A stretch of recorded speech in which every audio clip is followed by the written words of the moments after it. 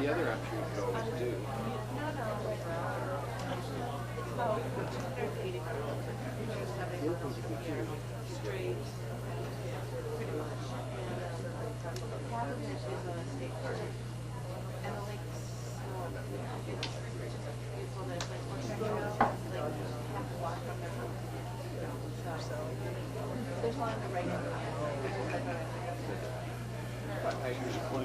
Stream on,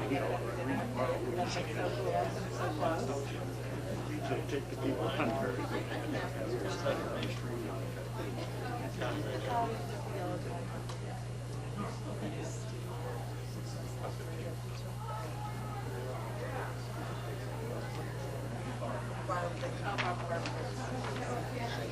He's overseeing our life. Oh, got it. Okay. Roger went home safe. So now I can blame him for my. Yeah. Yep. He never lost the energy, just the emails.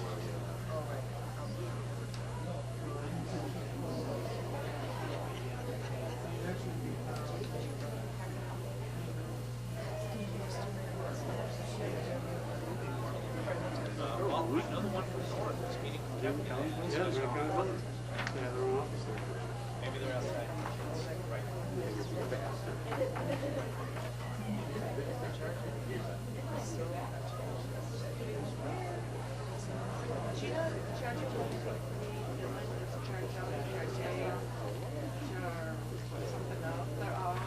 Speaking of which, Yes. well, that's what I was just thinking. Sure. Are they cross country? Out over here. Oh, there's definitely not a cross country run. But there's not that many nationwide. Yeah. I wonder if the big push over in their speed right now. I don't know if they're sure.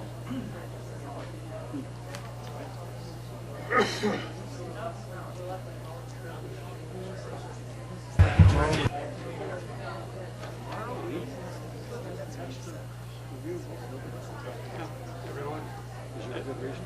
Inspect all the buildings, see if you're ready to. Existing or ones under construction? No, I guess I can understand a little bit existing, but why would, Well- what do they add by examining? the construction, they issue the permit, because that's how the state has it set up, so that's who issues the ROE, they issue the building permit. Yeah, the reason for that is because so the municipalities can't flex up the construction materials, so that the school has to be able to, because otherwise it comes to dramatic. Dramatic entrance. All the nuances that go into the city. Okay. City.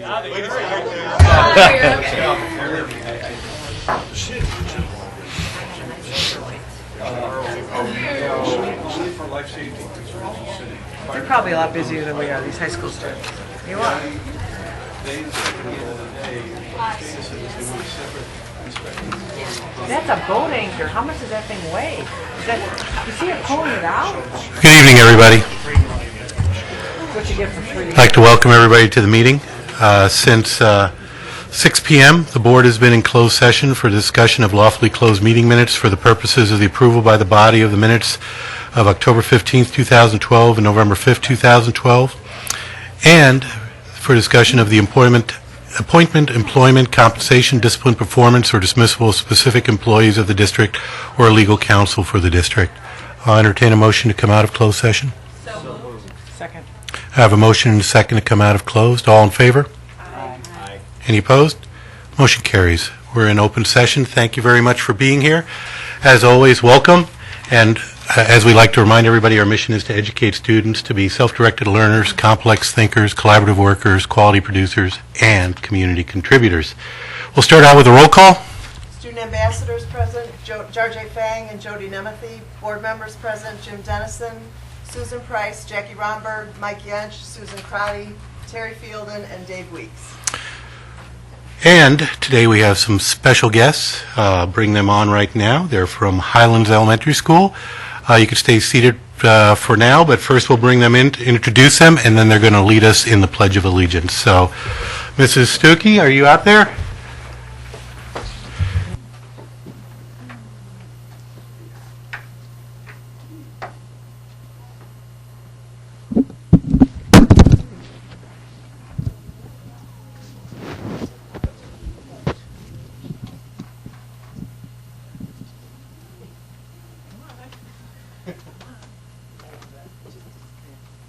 We're not usually this timely, that's what the problem is. Do you want them to stand? Sure. Stand up on the podium so everybody can see you. You have the floor. All right, thank you. Still more. This is, these are Cub Scouts from Pack 66 at Highland School, and they were actually in my office a couple weeks ago for a good thing. They were learning about the organization of a school district, and so to earn a scholar badge.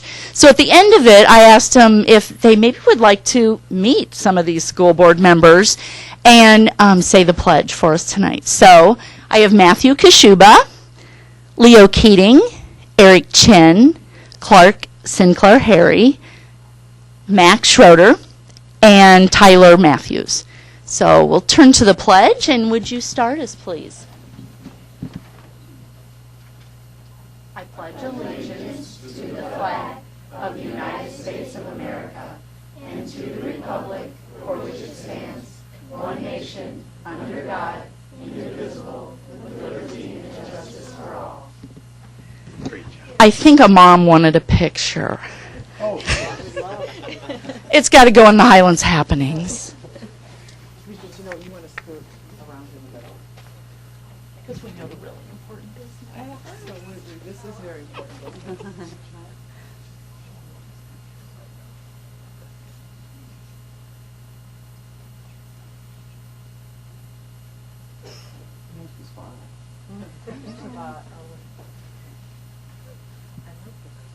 Thank you, students. Thank you very much. Great job. Thank you so much. These are all board members that are shaking your Wonderful hands. Thanksgiving. Thank you. Thank you. Thank you so much for coming.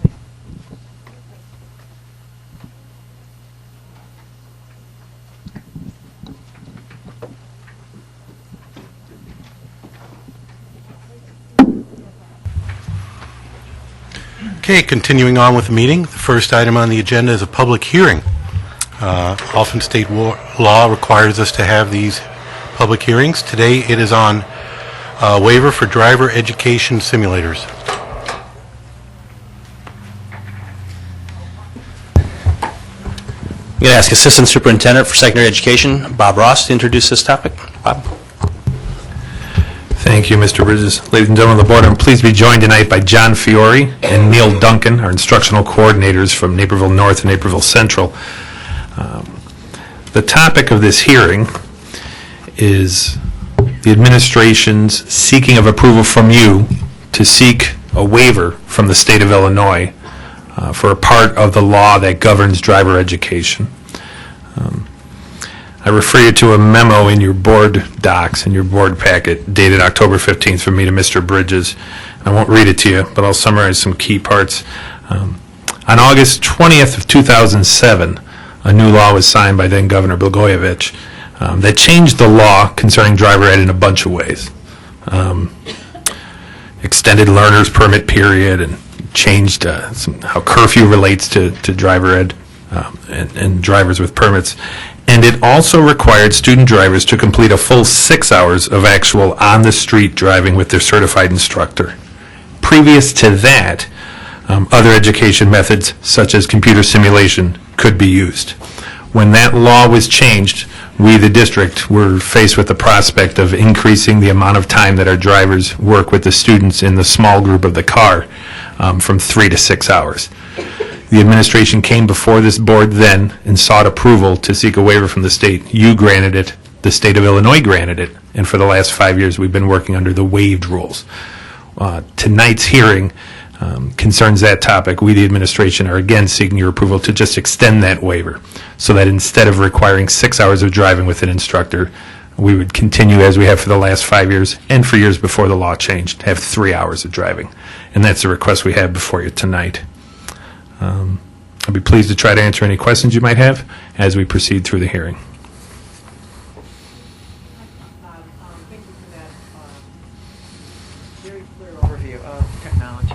Thank you for that very clear overview. I just wanted to remind people that these students do get well in excess of those 3 hours or 6 hours if we don't receive the waiver. I think it's almost 40 hours. Those people with new drivers probably remember. So they get a lot of behind-the-wheel time. It's not just the time they're with the instructors if they're taking the program in our school system. A In lot. fact, it's 50 hours, that's Holy right. Joe. Okay, thank you. Thanks so much. Thank you. I guess I have to keep quiet tonight because this isn't working. Mr. Weeks? Do you know what the rest of the state is doing? Is this pretty much something that every district is doing and granted? I certainly can't say every district, but we do know from talking to other districts and through the driver education teacher associations that it is quite common for districts to seek and be granted waivers along our lines. Some have waivers that are even more permissive. That is, we'd have a higher standard. But there are a great number of waivers out there across the state, yes. Because it does strike me that in one of the most populous areas of the state, we're asking for relief, but I guess if it's SOP, I guess we might as well go along with it. I would also point out this is a public hearing. If anybody has any public comments, no piece of paper required. This would be the time to make them. So if anybody has any comments, please feel free to raise your hand. Come forward just on this topic. Okay. Are there any other board comments? Go ahead. Not a comment, question. I assume then if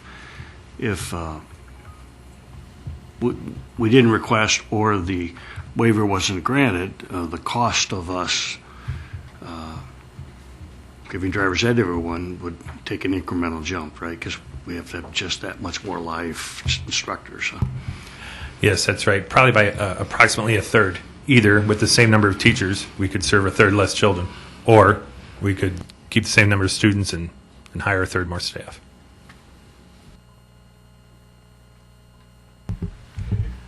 I understand that the simulation is probably very, very realistic. However, when I walk through the hallways of the high school and you listen to new drivers, they talk about driving as if it's a game. It's new, it's easy.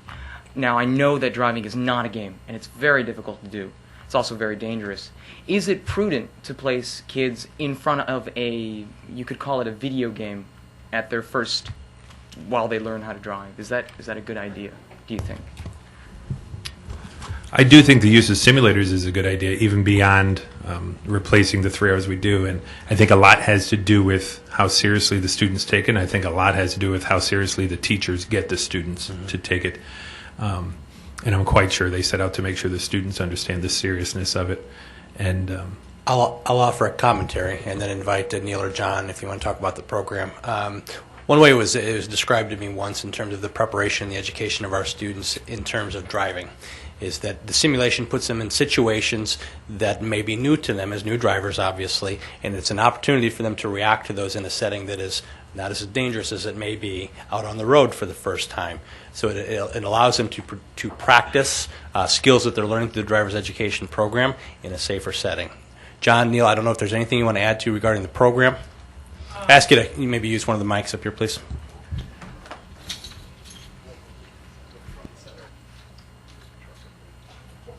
You don't want to watch this on the mic. In 2000, is it working? All right, test. Mic, hot mic. All right. I was part of that group that went down to the Illinois State Board of Education. There was approximately 8 schools that asked for those waivers, and there were 8 schools that felt very passionate about that. This was the best way to instruct students. Just having a conversation the other day with my driver education staff. You're talking about, as opposed to the 6 hours, we'd go down to the 3 hours, but there's 12 additional hours of simulation. Now that's instruction. And not that the behind-the-wheel time is not valuable, but we're talking about authentic instruction. We know that when kids get behind the wheel of the car, they're worried about keeping the car on the road. They're not necessarily computing things at a quite high enough speed. Putting them in the simulator allows them to process information appropriately. So ultimately, why we're asking for this waiver is because it's best practice. I know it. We can talk about how many students we service and how much FTEs. Ultimately, we believe that it's what's best for teaching the young driver.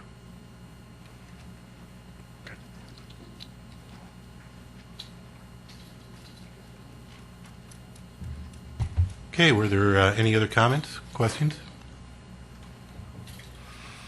Okay, then I will close the hearing on the waiver for the driver education simulators, and we'll address it again later in the meeting.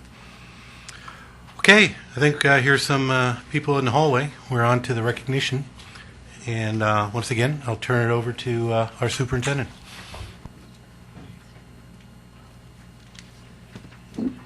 Mr. Weisbrook was able to make the meeting this evening, so I'll invite him to come join me for our first presentation.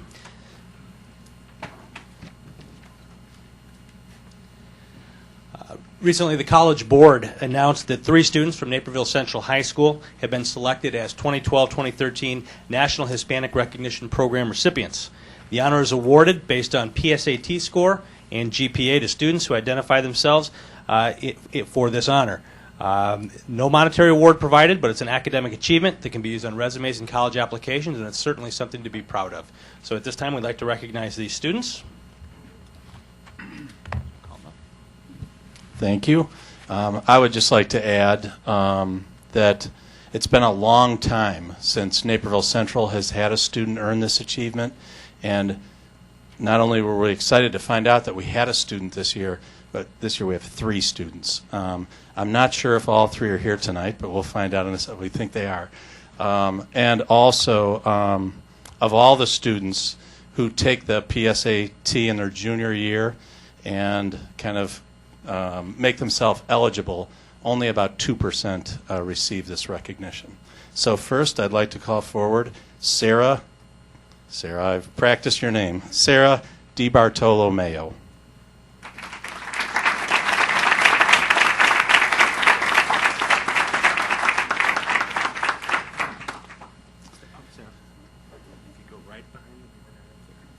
And next, I'd like to call forward Eric Perales.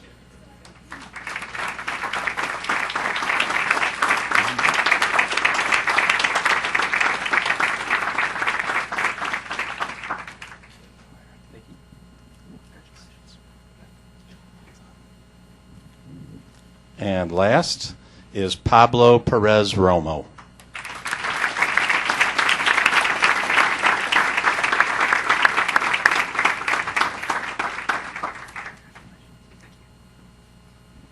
Thank you. We're very proud of those students. I'd like to invite, if there's any parents who'd like to come up here and take a better picture, come on up. Feel free to take a picture. We'll give you a moment to do that.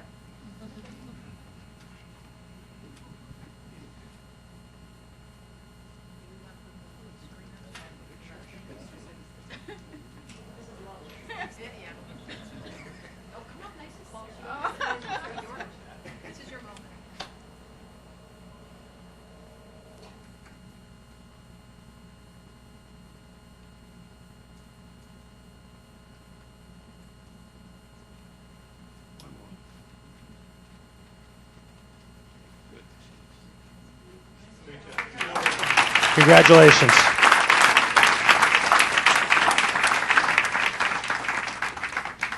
Tonight we also have the opportunity to recognize some state champions from Naperville North High School. I'd like to call up head coach Dan Iverson to recognize Naperville North High School's 2012 girls cross country state championship team.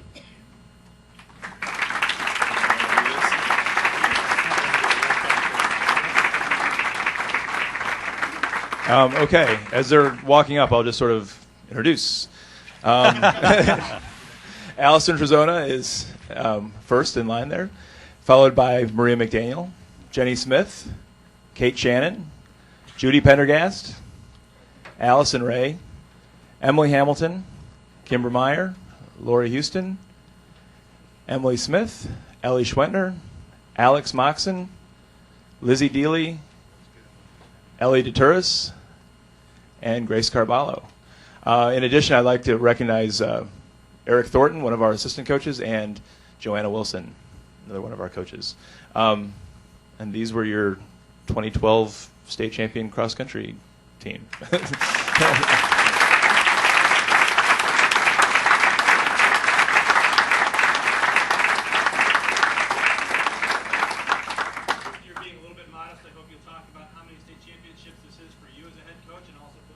Well, I mean,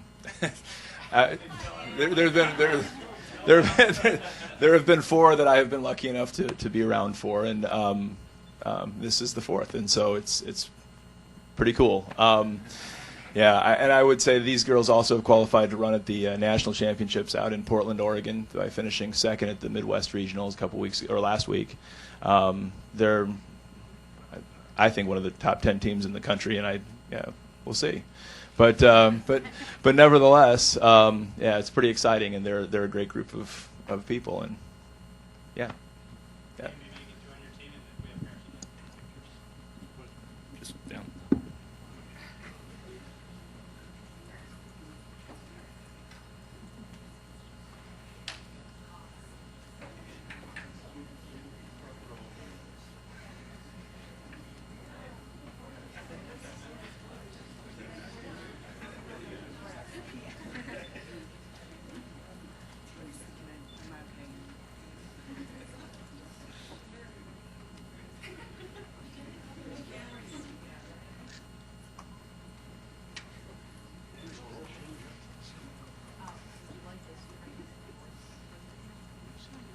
Superintendent, would you please step into the picture? Mike, would you please step into the board president?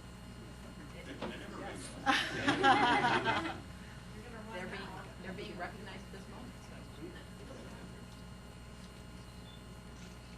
Mr. Anderson, is the whole team here, or is there some more? We have quite a few more. We have about 85 on the team. Figure that might overflow. This is the group we want to say that in all of our categories. Yes. Minus red. Yes. All set? Thank you.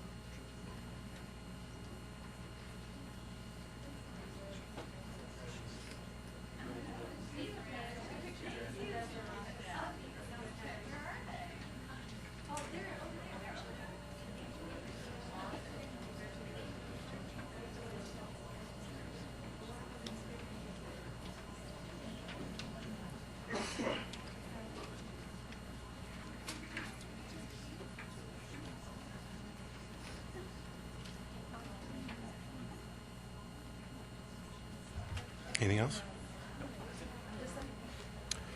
Okay. Next item on the agenda is public comment.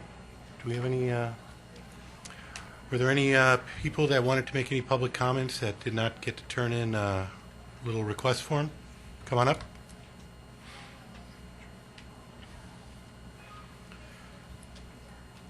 In case it's your first time, for individuals, we limit you to 3 minutes. For groups, 5 minutes.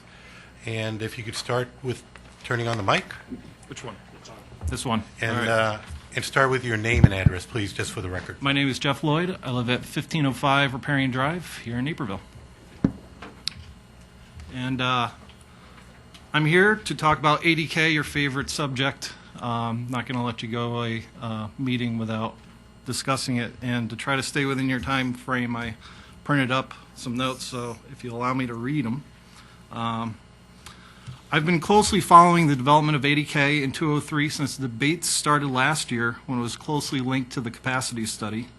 I've attended each of the board meetings where information was presented, well documenting both the need and desire for ADK by administrators, teachers, parents, and students alike.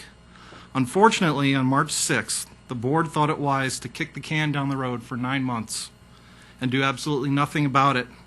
And I quote the meeting minutes, "Delaying the decision will not delay rolling out the program which has been on a 2013-14 launch date since it was first proposed.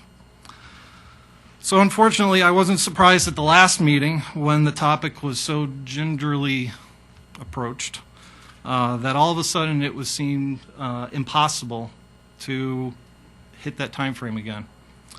So at a time when 85% of the state has already moved to 80K, with Common Core standards breathing down our necks, 203 is proving itself to be a laggard in this regard, not a leader in education. By the board's own numbers, and I called up our information from previous meetings, 40% of first graders require reading intervention. That means that our current kindergarten system is failing almost half of our kids. Let's not forget that the current system is propped up by over 15 private schools within the district that shuttles our kindergartners to the other half of the day of education that they're missing. If you take those kids out of the picture, you're likely failing half of all kindergartners, which makes sense. Half of the education yields about half of the results. So it's no wonder that there's about a 20% migration rate for first grade, 5 times that for any grade, because it makes no sense for me to send my daughter, who's been at preschool, to kindergarten for less time than she's been in preschool. All those numbers get worse when we think about core common standards and raising the bar. I'm here today because I want to challenge this board to meet that commitment for 80K for 2013-14. I know there are challenges with this implementation, but where there's a will, there's a way. Last meeting, we heard new excuses. Well, that wasn't part of the proposal that was in front of us before. We don't let our kids use that excuse. Let's not use it on them. Let's look at any and all possibilities. I moved here about 1.5 years ago from the Birmingham, Michigan area, a very similar town to Naperville. They approached 80K by offering it as a paid parent program. It solves a budget issue. 20 kids by $4,000 gets you an extra teacher, although you only need them for half a day. But we have building constraints as well, so let's, team up with all these extra schools that are already supplementing our education and team up with them. I don't have the solution right here. The message here is to think beyond what's on the paper in front of you. Make 80K happen for all the kids. I'm challenging this board to find the sense of urgency that it destroyed in March. An ounce of prevention is worth a pound of cure. Have some vision and commit to 80K. Stop finding excuses and start finding the answers before you fail another 400 kids this year or next year, right as they're starting their education. So I know I'm out of time. Okay, thank you for your comments. Were there any other members of the public that want to make any comments? Okay. Move on to communications, and we'll start off with our student ambassadors. Georgia already spoke once, so it's Jody's turn.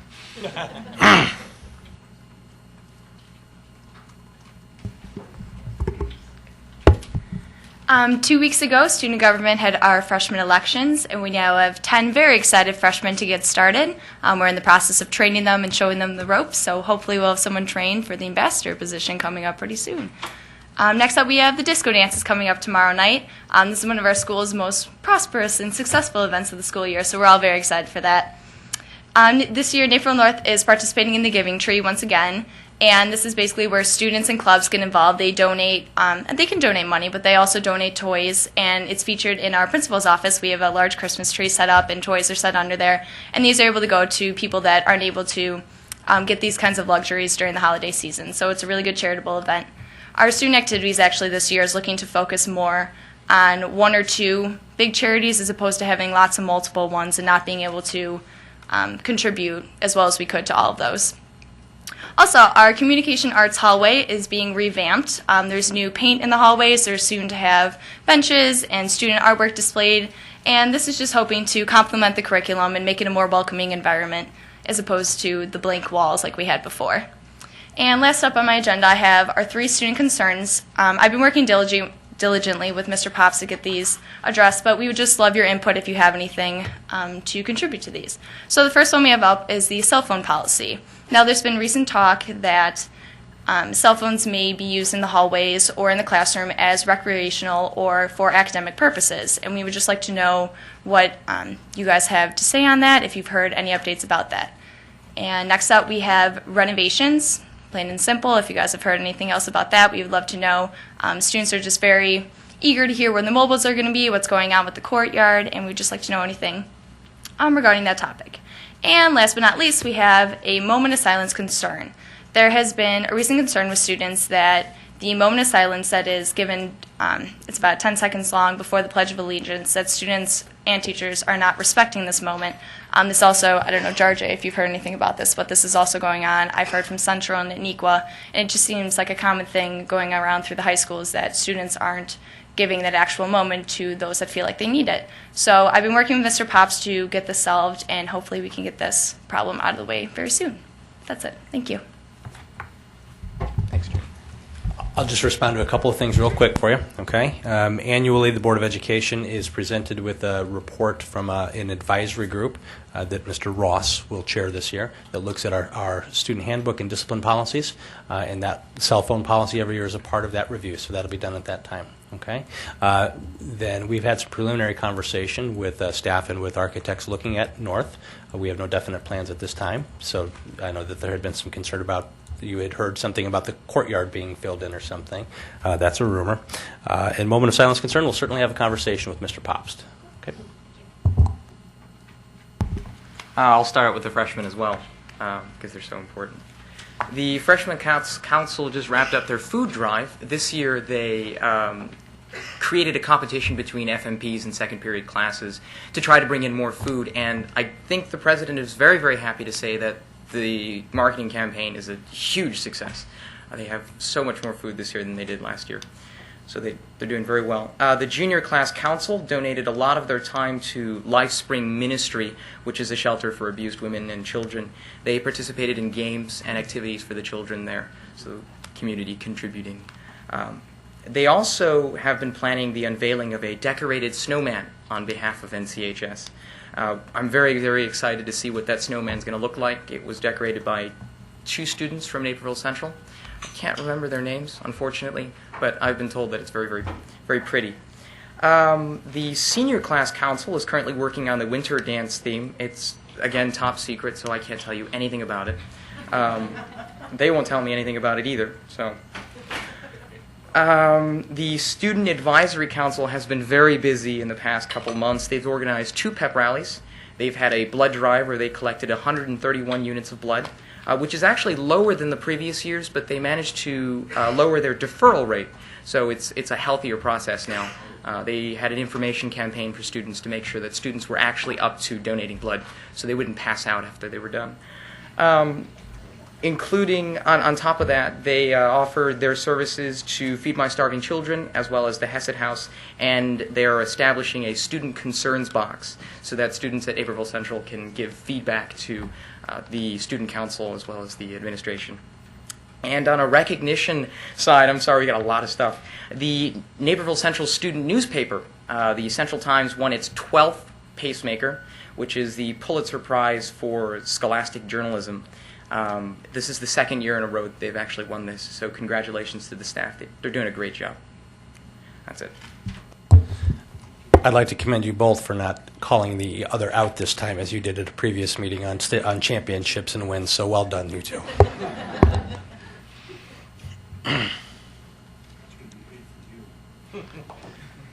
Okay, written communications are in the public content. You can see there's 3 FOIAs this month that have been recognized and fulfilled. Next is the superintendent, staff, and school reports. Sure. Just a brief report. Once again, I'd like to welcome the world. We are again live streaming tonight's Board of Education meeting, and it will be archived and posted on our website at some point later in this week, as well as we continue during our business meetings to partner with Naperville Community Television 17, who records and then also posts the recording of this. So, again, pleased that the Board of Education is working to try to provide more opportunities for our public to be informed on what our business is every 2 other week. I had a great opportunity today. I visited Naperville Central High School and had an opportunity to be a guest speaker at the Teaching 2 class. This is a group of students who are in their second year studying teaching with hopes and aspirations to be teachers at some point. Their topic of interest today was governance of school districts and the relationship between the Board of Education, administration, and how the Board of Education's role and the superintendent's role work together to lead our school district. So had nothing but flattering things to say about how we work together to lead the district. They had some great questions. We talked a lot about how board agendas are set, how a district administrator works with his cabinet, and really the role of the superintendent. So it was a great meeting. I look forward to doing this again in the future. Also, looking to schedule my second round of student advisory meetings at both of the high schools. We have one scheduled already coming up, I think, in a week or so, and then we'll be scheduling the other one at Naperville North coming up. These have been great opportunities for me to hear student perspective at the high school level about our district, and I'll be providing a Board of Education report in January regarding my interaction in those meetings. Speaking of advisors, if we can transition into the next item, I've invited Austin Hansen to come to speak to the Board of Education briefly tonight because Austin has been selected as an ISBE, Illinois State Board of Education Student Advisory Council member. So I asked Austin periodically to come give an update to the Board of Education about his role with the State Board of Education. So, Austin? Hey, guys. Thank you for inviting me tonight. To speak on behalf of the Illinois State Board of Education Student Advisory Council. As briefly as I possibly can, I'm going to explain how I got involved with this program, our role in our year's project. So last year, as some of you may know, I served as the Naperville North's first student ambassador on the Naperville Education Foundation. It was a great experience and an opportunity to work with some fabulous community leaders and to do some very meaningful things, not only for our school district, but for our community as a whole. After my term on NEF, Mrs. Schofield, NEF's co-chair at the time, told me about the Student Advisory Council to the Illinois State Board of Education. This caught my attention right away, and I was eager to fill out an application and fill out my resume. My principal, Mr. Pops, and our previous superintendent, Dr. Mitrovich, were incredibly supportive of me in this application process. And after the application was reviewed, I was asked to interview over the summer. I found out in August that I was selected as one of the 16 advisors on the Advisory Council. Our first meeting was just this last October in Springfield, and the Advisory Council, being a student-led Advisory Council, nominated and elected 2 co-chairs to the council as well as a secretary. Now, although this is my first year on the Advisory Council, I'm happy to report that I was elected as secretary of the council. So if you have any questions about meeting minutes, I'm your guy. After our election, we went right into an open discussion on our year's project. Each year, the Advisory Council selects a topic to not only research, but also to present to the State Board of Education. In previous years, the Advisory Council tackled issues like sex education, the dropout crisis, and more recently, cyberbullying just last year. This Advisory Council unanimously agreed on the topic of assessment, attendance, and achievement for this year's topic. Basically, we will be exploring the current metrics used to evaluate students' achievement as well as teachers' performance. Other topics like block scheduling as well as tracking for students were also discussed. However, the council felt that assessment, attendance, and achievement was a more timely topic due to the new Performance Evaluation Reform Act and the recent strike in Chicago, which included a dispute over basing teacher evaluation on student achievement on standardized testing.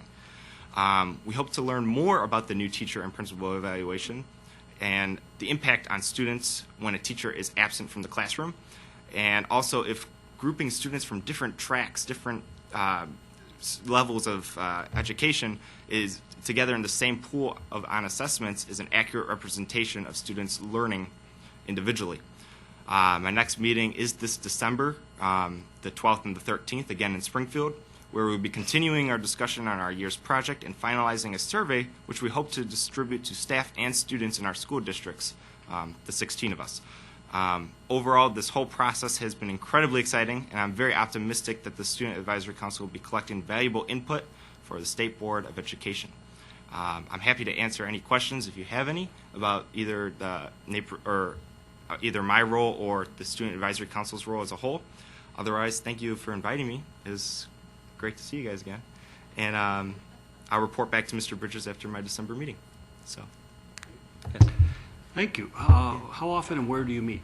We meet at the Illinois State Board of Education's center. I don't really know what it's called, but it's down in Springfield, and it can change. We have conference calls often, and then we go down to Springfield. It seems like every 2 months. So, and it's pretty neat experience. I mean, everything's reimbursed, and it's a good time. So, thank you. Cool. Thank you for an excellent overview. That's Thank you. wonderful. Okay, I have nothing. Are there any Board of Education reports? Sure. Well, during the resolutions vote, there was one that was reversed, the Ball Chatham. Did you want to give a quick overview for our audience? Yeah, good point, Mike. I was elected to as a delegate for the IASB, Illinois Association of School Board Resolutions, and I went to attend for the vote for the resolutions that the IASB was to back this year for changing state law. One of them was on Ball Chatham. They wanted to make show choir a permanent exemption for a PE waiver. They came and appealed to the Resolutions Committee, and the Resolutions Committee did reverse their decision, and it passed on the floor. So the IASB will pursue the state to modify that for the PE waiver.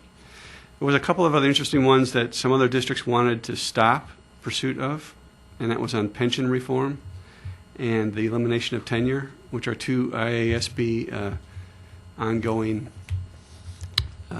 mantras.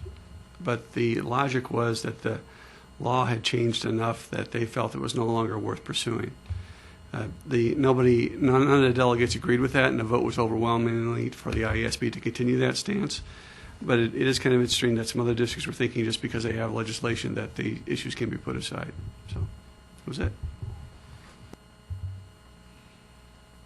Thank you. Anybody else? Okay, then we'll move on to our monthly reports. Treasurer's statement, investments, insurance, and budget report. Any comments or questions from the board on that, on those?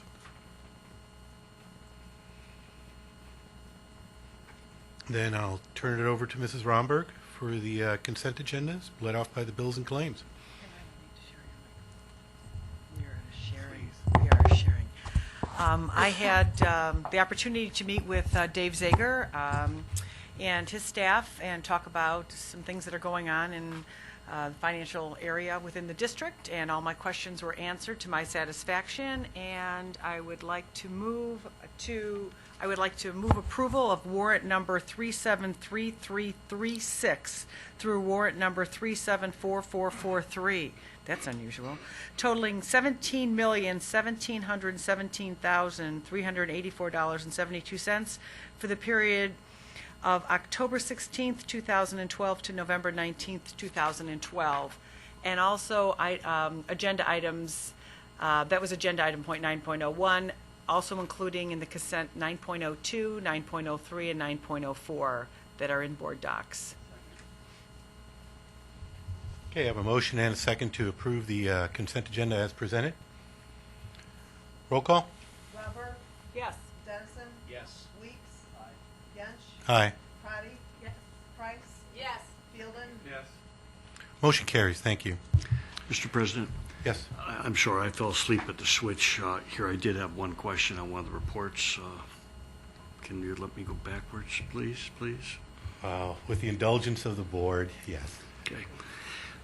Actually, I've talked with Dave Zager about this, the insurance report, and I told him that I would publicly make this request. It would be helpful to me, if you recall, the insurance report is always a month-by-month picture, and it seems like about 1 out of 3 months, the income doesn't balance with the outgo just because of the timing. I would like to see a fiscal year-to-date column set. I think that would make it clear and help with those questions, David. I moved. Sorry.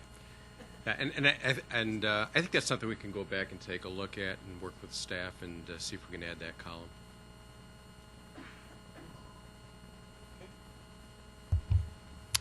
Okay, we're now down to discussion without action, and the first item is 10.01, financial projection and 2012 tax levy.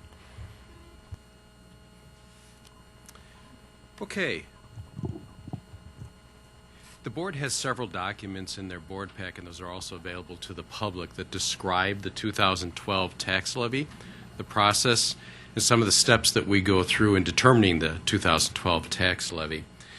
The Citizen Finance Advisors Committee met on November 7th, and Mr. Dennison and Mrs. Romberg were also present at that meeting. And at that meeting, they discussed the 2012 tax levy, as well as an updated financial projection for the school district. Now, the annual tax levy is governed by the Property Tax Extension Limitation Law, or the tax cap. What that basically says is that each year the school district may increase the levy over the prior year by the rate of inflation, or CPI. And it gets a little bit more involved in how this works out, because I know Mrs. Romberg, you and I talked about this a little bit this morning as well. The 2011 CPI, or inflation, is the limitation for the 2012 levy, which then establishes the 2013 tax bill. So you can see it really stretches over a 3-year period. Now, as I had mentioned, that the Finance Committee, in determining their recommendation for the 2012 levy, which is contained in the documents, took a long time looking at the updated financial projection and discussing that. So I thought it might be helpful for the Board of Education to go through that process a little bit tonight.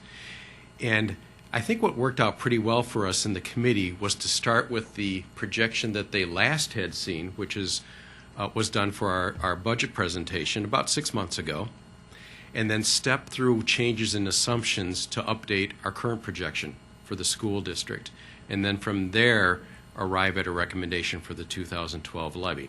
So what I've put up on the screen is that representation.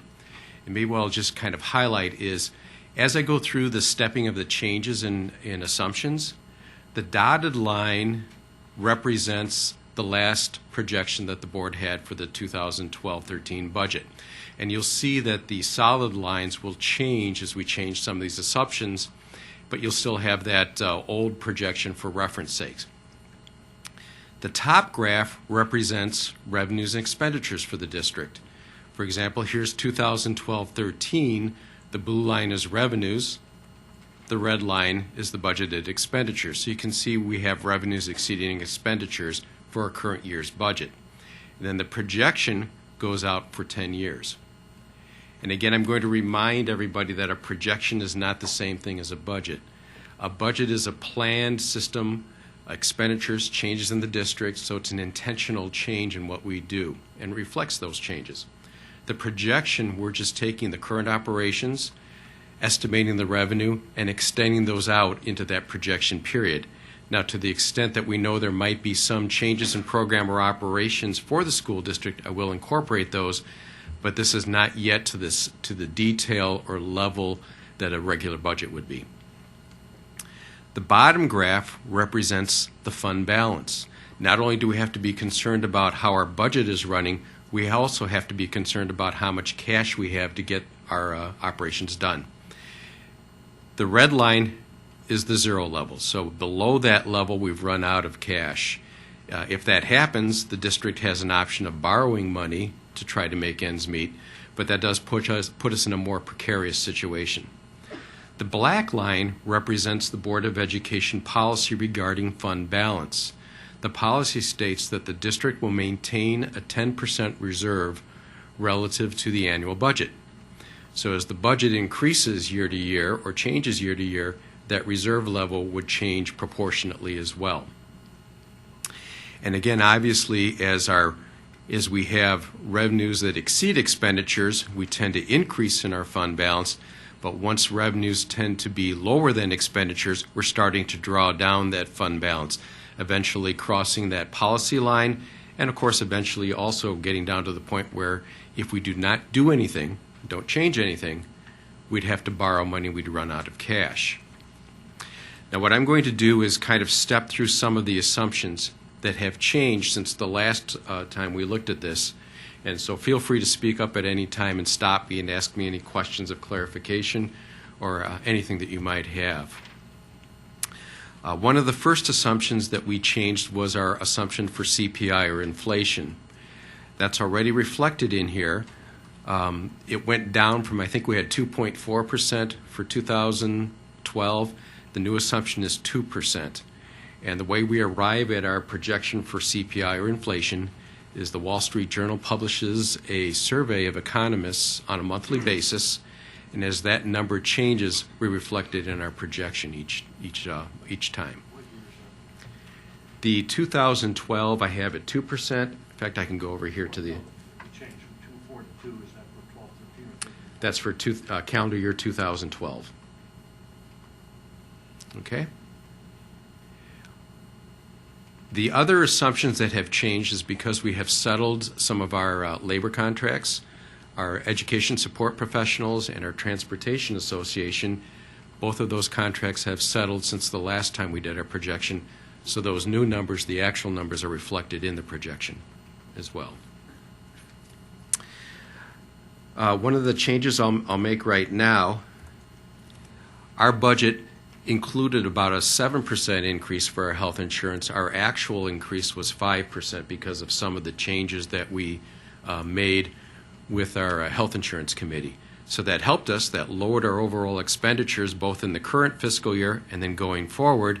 And of course, it helped increase that fund balance slightly as we go out into future years. The other thing that actually utilized some of our fund balance is we have negotiated a purchase of the property on Fifth Avenue for $2.9 million. So that utilized some of our fund balance. The other thing that I'll input into here is that we have a better picture of retirements over the next few years. During the associations have an opportunity to give us what I'll call an early warning on retirement. For example, this year we anticipate 13 teachers within NUEA retiring. The following year, however, we anticipate 55, and the year after that about 45. Those latter two numbers are significantly higher than we would typically see. When I input the changes due to that, that lowers our expenditures significantly and, of course, also increases our fund balance. The other thing that the Finance Committee discussed is changing one of the funding levels within the fund balance. Our fund balance has always included our self-insured health insurance fund cash. Now, in years past, that wasn't necessarily a good thing because we actually had a negative balance within that fund. Lately, though, we have actually enjoyed a positive fund balance within that, in fact, for the last 4 years. That's approximately $12 million. If I remove that amount from the reserve, you can see that draws down the overall fund balance. Now, that's still cash that should the district come to need some sort of cash loan that could be tapped, but really as it's gone into the health insurance fund, it's more or less a designated area for our fund balance, and it's reflected that way within our audit this year. Dave, when you say it could be tapped, you mean we could borrow from it? Right. But once it's in that fund, we can't. I think we'd have an we have argument to borrow it out. If we correct? tried to transfer it out, we'd have a problem. We'd have to, so we could Right. do deficit funding against Exactly. that balance. Mhm. And what? So the 13 million that I think we brought into this year, 12 or 13 million, was in the 25 In years million past. so, okay. Yes. I appreciate that clarification. I did not realize that. Okay.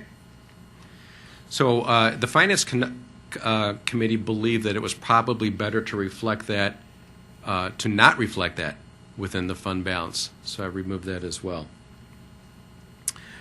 Finally, we discussed some of the needs that the district has as far as capital expenditure. And I know one of our student ambassadors asked about Naperville North High School. And we have indeed discussed some renovations and changes at Naperville North High School. And looking at what we could do as far as our cash flow is concerned, we felt it best to account for that by maybe putting in about $5 million So that draws down that fund balance as well. Now you can see we're starting to get pretty close to that reserve level. The other thing that the Finance Committee recommended, our last projection included a cost shift from the state to school districts for TRS pension funds. TRS is the Teacher Retirement System, and that's the pension fund maintained for our certified staff. Currently, the state of Illinois pays the employer portion of that.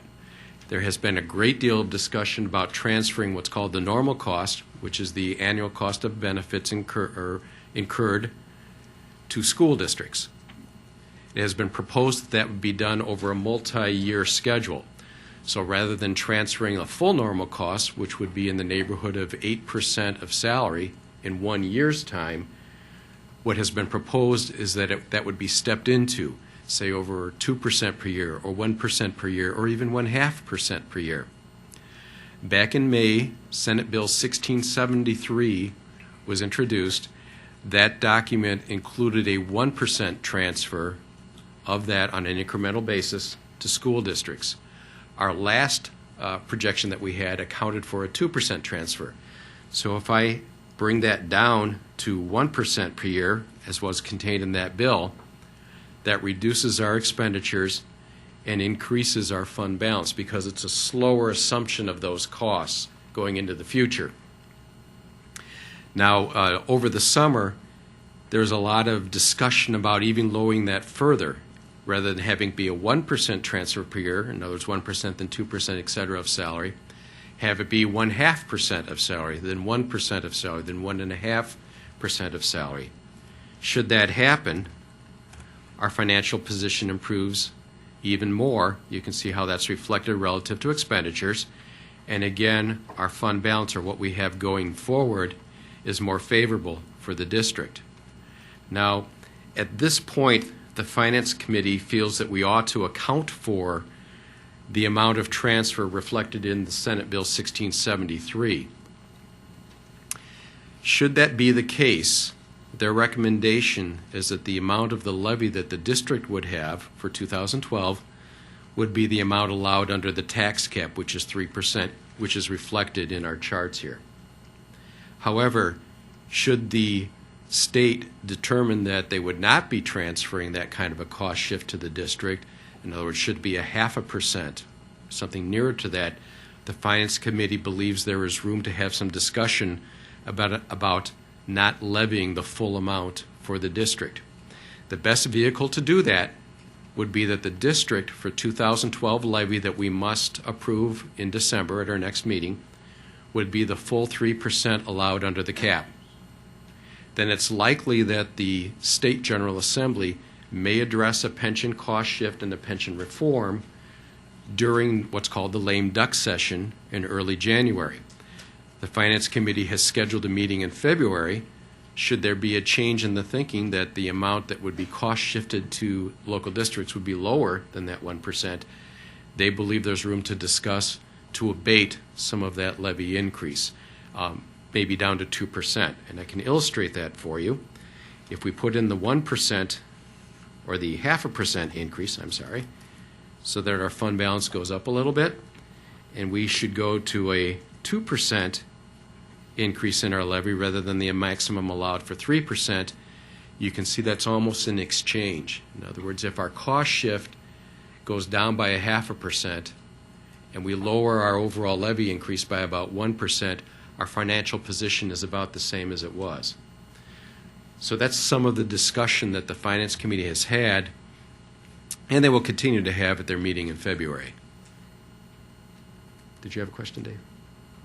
No. Oh, okay. Okay.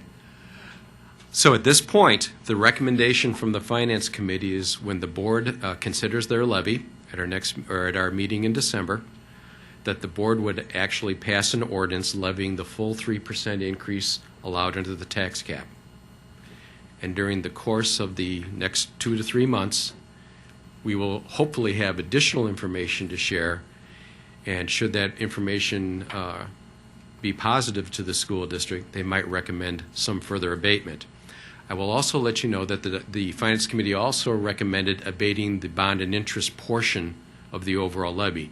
Now, we have done that 4 out of the 5 levies that since we passed the 2008 referendum. So the taxpayer has gotten a break every year because we have not levied the $3 million to repay those bonds. We have paid that out of fund balance or current revenue instead. And again, they're recommending we do that also for the 2012 levy, and I would be bringing the Board of Education a resolution to abate that portion of the levy in March. And I guess I would ask Mr. Dennison and Mrs. Romberg, do you think I kind of covered the extent of our Finance Committee, and if you have anything to add? No, I think that was an excellent recap, and I think it's very important the Finance Committee, they're trying to be conservative, or they're trying to be realistic in asking for the 3% or recommending to the superintendent. It's the superintendent's committee recommending to the superintendent, who would then recommend to us through Dave, that we keep the full amount of the levy at 3% because of this uncertainty in the pensions, and they don't traditionally meet in February, but want to meet, and also thought that $3 million, that abatement, we could still do. So that was excellent recap. I would just add one other thing. There's just for those who may not have been following this, that Citizens Committee has a lot of horsepower on it. There's a lot of really sharp people there, along with David, who leads that well. Dave, I know you've been involved in that too. A lot of good discussion around some of these issues that are really, really tough. I mean, because we know they impact everybody in this room's, pocketbook at the end of the day. So some difficult decisions to make, but I think it's a nice job. Good synopsis, Dave, and I think it was a good meeting.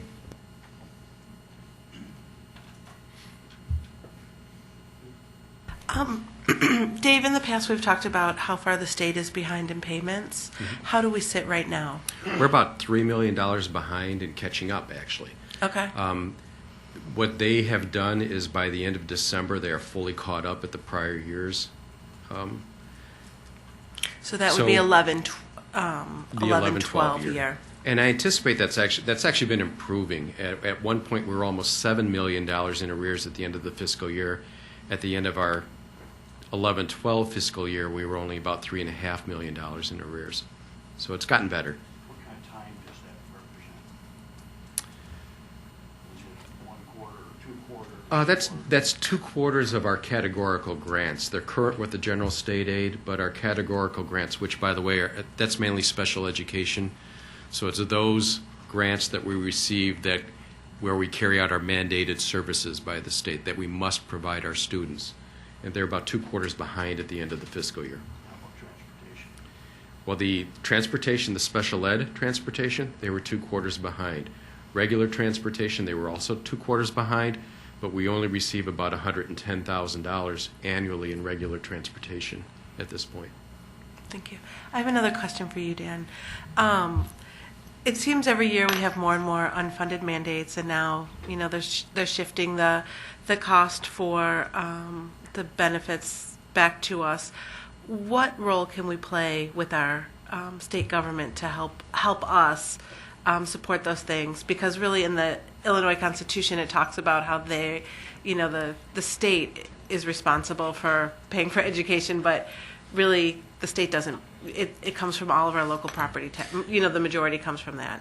I think one of the biggest things that we can do is what we've already been doing, especially Dave, in being very clear in communicating with our representatives what the impact would be on our school district, and recognizing that there would be an impact, and that they have to be aware of that as they make their decisions. Dave, this was really helpful, helping me understand these numbers. My one question is, the chart as it is there, is that where we started or where we finished after your changes? This is where we finished. Okay. The dashed line represented where we started. The dashed line where we started? Or I thought you said the solid line was where we... No, the solid I'm sorry. line Yep. is the change. Okay. So, okay. You answer all my questions before. That's great. Thanks. Appreciate it. You know, there's so much information here, I feel like I should ask some questions. However, your reports have always been excellent.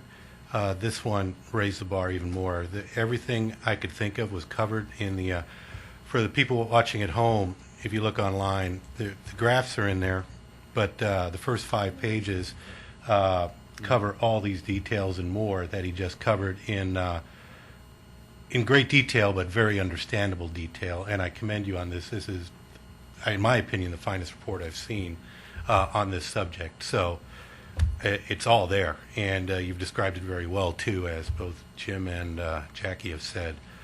I don't have any questions. Dave, so as we stand there, that represents 2%. Yes. Instead of the 3% levy. Yes. Now, do we have that chart in here?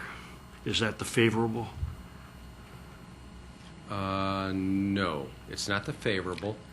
What you have in the handout is a 3% with the 1%. Right.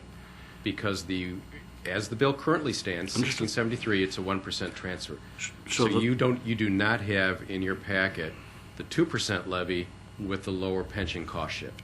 What does the favorable show us? The favorable shows a reduction in our overall salaries going forward compared to the Okay, so it shows all this plus stuff. the 0.5% in pension, but I believe it still shows the full 3% on the levy. So that would be the most favorable. Obviously, one could reduce it a little bit then. Great, thanks. I remember a time when the numbers crossed much sooner, and Right. It doesn't. Looking at these and you see the numbers keep going down, you don't want to give anybody the impression that the sky is falling, or because then where it crosses keeps getting pushed off further and further as we keep moving forward. Because I remember sitting here several years ago, and it was at now, and we keep doing different things. We're a school district that's been very prudent and stayed on top of things. When you look at the rest of the districts in the state that don't have the same tax base as we have for our homeowners, what do you see happening, or what do you talk about when you go to your conferences about what education looks like in the state and funding? Well, I think the major concern of districts that have less tax base compared to us is the volatility of what they see coming from the state and the unpredictability into the future of that. So trying to project what they can rely on, as for us, it's an easier job because we're only about 8 to 9% reliant on state funding. A district that's 50, 60, or 70% reliant on the state has a much more uncertain future because right now it's fairly uncertain financially for the state. Okay. I think it's an excellent report and very well written. And I was actually pleased about the length of it. As sometimes you get a report and it's long, you don't want to read it. But in this case, I was very happy to read it in its detail. The other thing is I want to congratulate the committee for taking a really objective look at the facts as they present themselves from year to year. I mean, there was the committee certainly not rubber stamping the information that's been given. There seems to be some debate that goes on in there, and they're studying the facts that are given to them and what they applied, the logic they applied for a prior year. They're applying new logic to the subsequent year, so I think that shows growth and good fiscal management by yourself.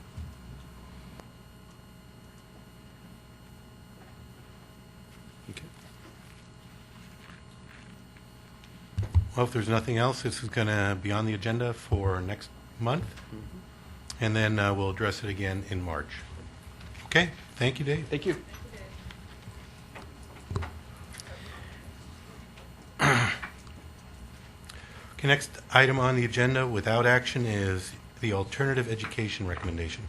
Okay, last year, the Board of Education approved an extension of our agreement with Abraxas for the Bridge program, and we indicated that we would review the program and come back with a recommendation moving forward. So Dr. Foley is here with the team to talk to you about alternative education recommendation moving forward. Thank you. Can you just give us 1 second to set up?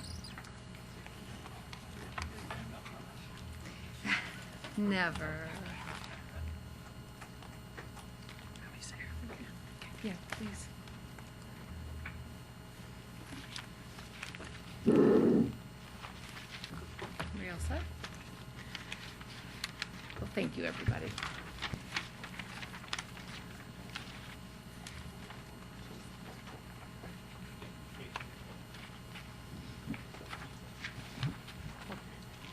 Move it right there. That's fine. Well, good evening, everybody. Tonight, we'd like to present a review of the two alternative programs. And with me tonight are the people who have the direct and the most influence on the program. And they're going to be co-presenting with us, as well as answering questions that you might have.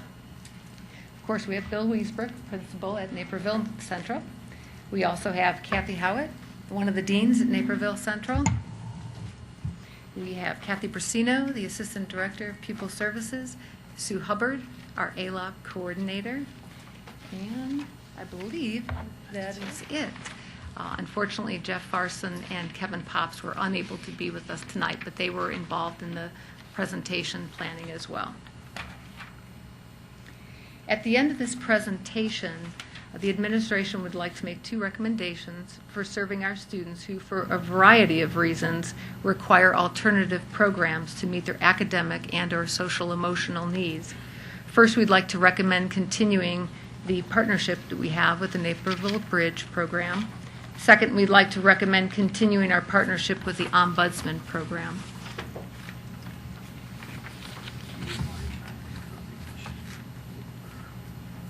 Sure. Is that better?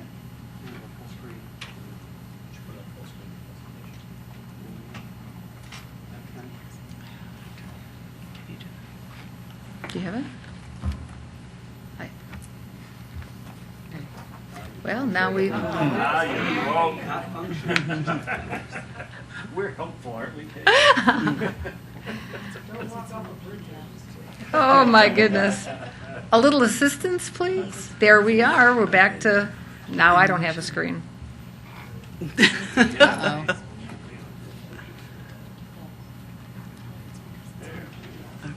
Okay, now that looks...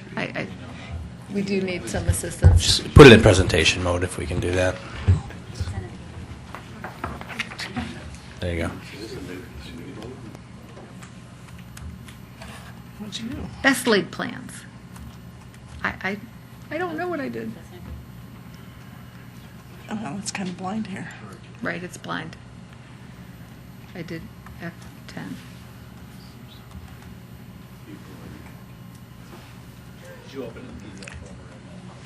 It's in PDF. It's in PDF. I don't have it. Do we have it on a flash? Mm-hmm. You want to hand me that? I think Okay, can you go back to it?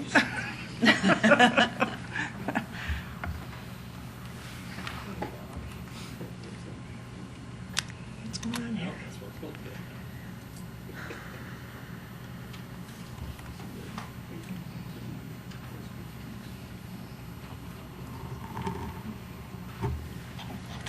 Thank you. Okay. While both programs are geared towards specific student profiles, each program targets students' needs in a very purposeful way. To that end, district and building staff who have relationships with the families and who have good working knowledge of each program can effectively identify the best fit for the students so they can be the most successful. The Naperville Bridge offers a proactive approach to a variety of barriers that students are experiencing. The Bridge uses the 203 curriculum and provides direct instruction, post-secondary preparation, uniforms, and flexible programming. There is a consistent presence and accessibility of our district administrators. Our social workers, case managers, and counselors also have an open door policy. The program also offers social work, intervention specialists, art therapy, drug and alcohol counseling services, and when needed, transition from hospitalization. Conversely, the Ombudsman program is designed to meet the academic needs of students who are credit deficient, those who struggle in traditional school structures, or have a life circumstance that would warrant a shortened day. They use performance-based curriculum that aligns to our District 203 curriculum and the Common Core standards. We host two sites. We have two off-sites at Ogden and Deal, and we also have one on-site at Naperville North High School.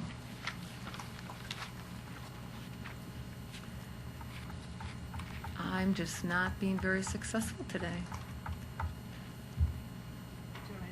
Thank you. Yes, I'd love for you to take over. Thank you. It's just a little fuzzy here.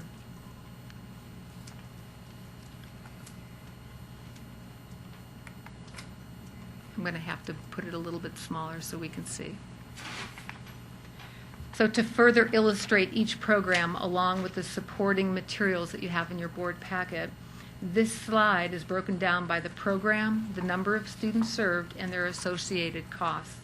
What's important to note is the complex formula the state uses to reimburse districts for students with significant behavior and social emotional challenges, which the bridge does serve, and which the next slide will further illustrate. What's important to note on both the bridge and the ombudsman program is the total average net costs. So after the state reimbursement formula is applied to that. You can see that the bridge is $788,419.40, whereas the ombudsman program, when you apply the reimbursement for the ALOP, it's fully reimbursed.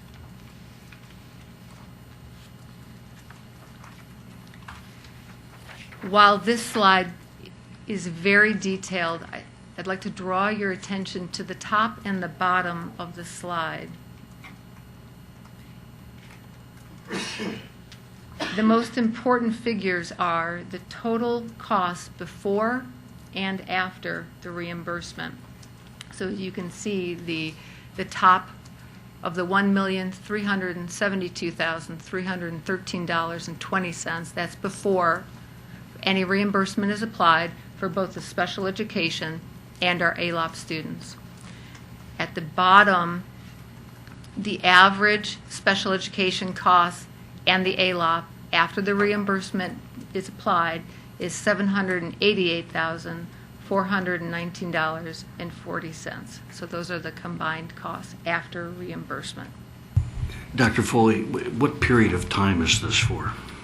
This is the average cost per year. Because the cost, it's hard to apply the proration every single year, like for 3-year average, so I broke it down 1 year at a time. So this would be the 2011-12. So this is the third year Correct. of bridge, correct? Correct. No, fourth. This is the fourth. Okay. This is the start of the fourth. So This was the third. is this number based on the average of those first 3 years, or? No, it's the average of this past year. Just Okay. to show you the 1 year at a Okay. time. That's the best way, the most clear way that I can demonstrate that.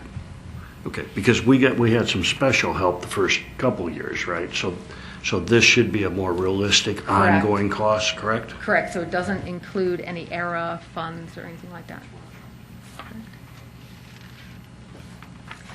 I'd like to turn it over now to the deans who will speak to the results of the program review.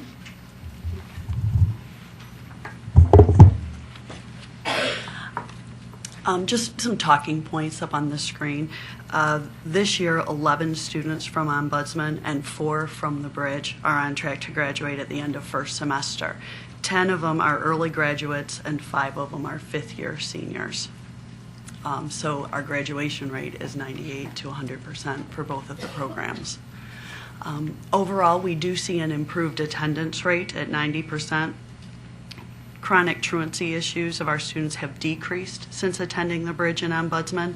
The small class sizes and the therapeutic component make the setting more doable and less threatening for some in this population. The increased achievement in core curriculum. We have seen an increase in the grade point average. We hold quarterly meetings with our school teams to progress monitor student goals. So our school teachers, administration, and staff, as well as the alternative school staff, meet, and we have seen an overall increase in the grade point average for the past 3 years. Behaviorally, the Bridge uses a level system, not only to track attendance and academic achievement, but also rule infractions. Behavior issues are addressed as they happen through the use of an intervention specialist within each classroom. This immediate response allows for students to learn the appropriate and extinguish the inappropriate behaviors. As far as coming back to the home schools, both programs provide flexibility of partial day to full day transitions based on student needs, and they also allow for quick changes to those plans when necessary. Before you go on, could you just enlighten me on what in this scenario early graduation means? They're graduating a semester early instead of waiting until May. They've earned enough credits, so they'll be graduating in December. Do we have a lot of kids in the regular school doing that, or? I don't know the exact number, but we do have a fair amount. Okay, great. You know, the number of credits that students need to graduate from high school is 21, and each year they can earn about 7. And so you figure 7 times 4 years is 28. So a lot of students can, they might choose not to, but they can graduate early. Before you go to the next slide, post-secondary opportunities are now realistic. Can you address that? Could be college, either 2-year, 4-year, could just be going to work. When you say now, the way I hear that is it wasn't before and now it is. You mean because they have Because they've earned addressed enough some of these credits. issues, they're back on track to be able to Exactly. participate? Exactly. Okay, thanks. So as you can see in what you've been hearing is that when the academic and the social and emotional conditions are right, our students have a greater chance of graduating on time with their class, so those post-secondary opportunities really can become realistic. If you look at the graduation percentages there for Ombudsman and the Bridge programs, the number really is closer to 100% because of the students who did not graduate last May. All of those students returned to their programs and will be graduating at the end of first semester of this year. These students are included in the numbers that Kathy just gave you. So I wouldn't necessarily call that a failure. I'd call it a success. Many of those students came to us when they were a little bit older, they were behind in credits, and it just took them a little bit longer to finish up and earn that diploma. So just for clarity's sake, so that I can make sure that we all understand, the percent that's shown on the graph represents the on-time graduation. We define on-time by 4 years. When you figure in those students who may need to come back for an additional semester, they are graduating almost at a rate of 100%. Okay, thank you. Kathy? All students benefit when chronic behavior challenge students get the help that they need. The loss of instruction time in the classrooms and a safer feeling among students as a whole. Staff can identify struggling students and get them help before they get to an expulsion. If you look at bullet point number 2 up there, only 2 expulsions over the past 3 years, whereas we averaged much higher than that before the Bridge and Ombudsman were really part of our programs. These programs give us more options for our changing student body. A lot of students come to us credit deficient or significantly below grade level. We can help them now with this continuum of programs that we have. Those that need to work or contribute to whatever their home circumstances, these programs have been very beneficial for them. And some students with significant mental health issues find that these alternative programs are more beneficial than a traditional high school.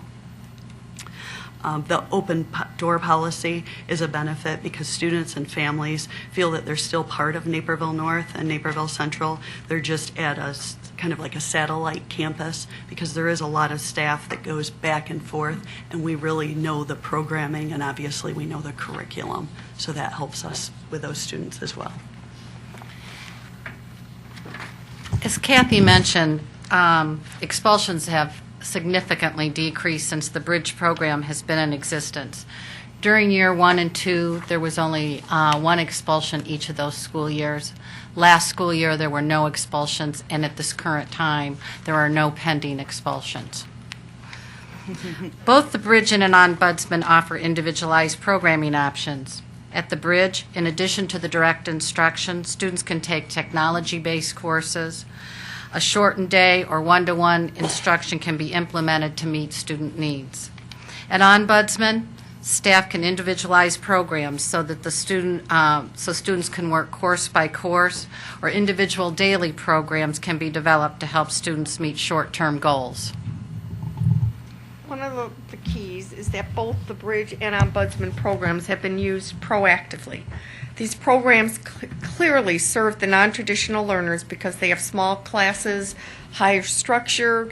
They differentiate instruction to meet students at their readiness level.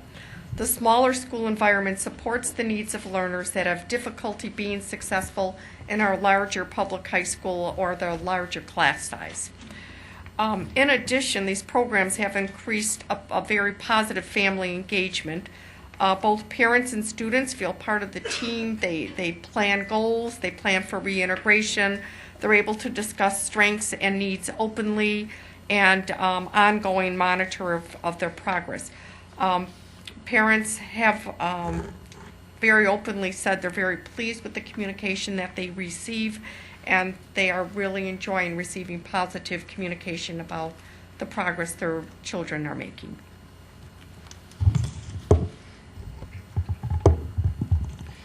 There's fluid and collaborative communication between district and program staff, and as we've said in not so many words, district staff is always welcome at any of our programs sites. The social emotional support that is provided at the Bridge has been a true benefit to our students. The full-time social worker provides individual and group therapies. The art therapist, the drug and alcohol counselor, the intervention specialist all wrap around our students to meet student needs. The small learning communities that the Bridge and Ombudsman offer allow student efforts to be affirmed through various means. Students are now able to engage in task completion. Their academic grades have increased. The level system also allows students to feel successful as they earn privileges, and the discussion begins for reintegration back into the home high school.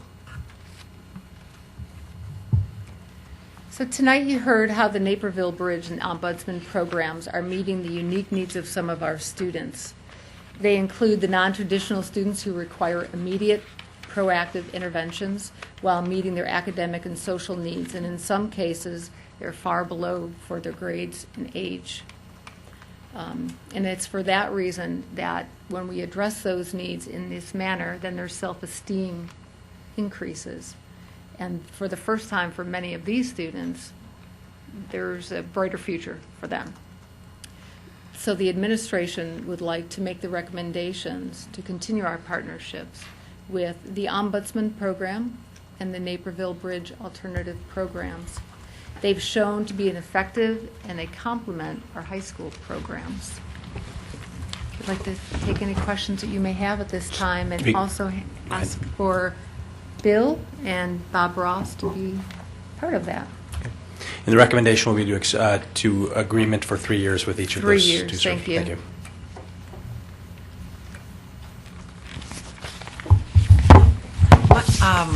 Thank you so much, Kate, and everyone. It was a great presentation. I Apologize for the technical always learn a difficulties. lot. Well, I have some technical problems here, too. Yes. So anyhow, I would, Dan has talked to the board at different times about some multi-county, or within DuPage County, some different things. I don't know, Kate, if you can speak to that, or Dan, but it was as if I heard, hopefully I heard correctly, they weren't quite ready for prime time.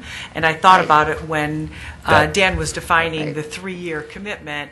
They're not ready. They're not where we are. That continues to be the case. That's true. Yep. Correct. Yes, as a matter of fact, we are, and I know Bob can speak a little bit to that. Dan is correct. They're not ready yet, but we have continued those conversations. Do you want to speak to a little bit?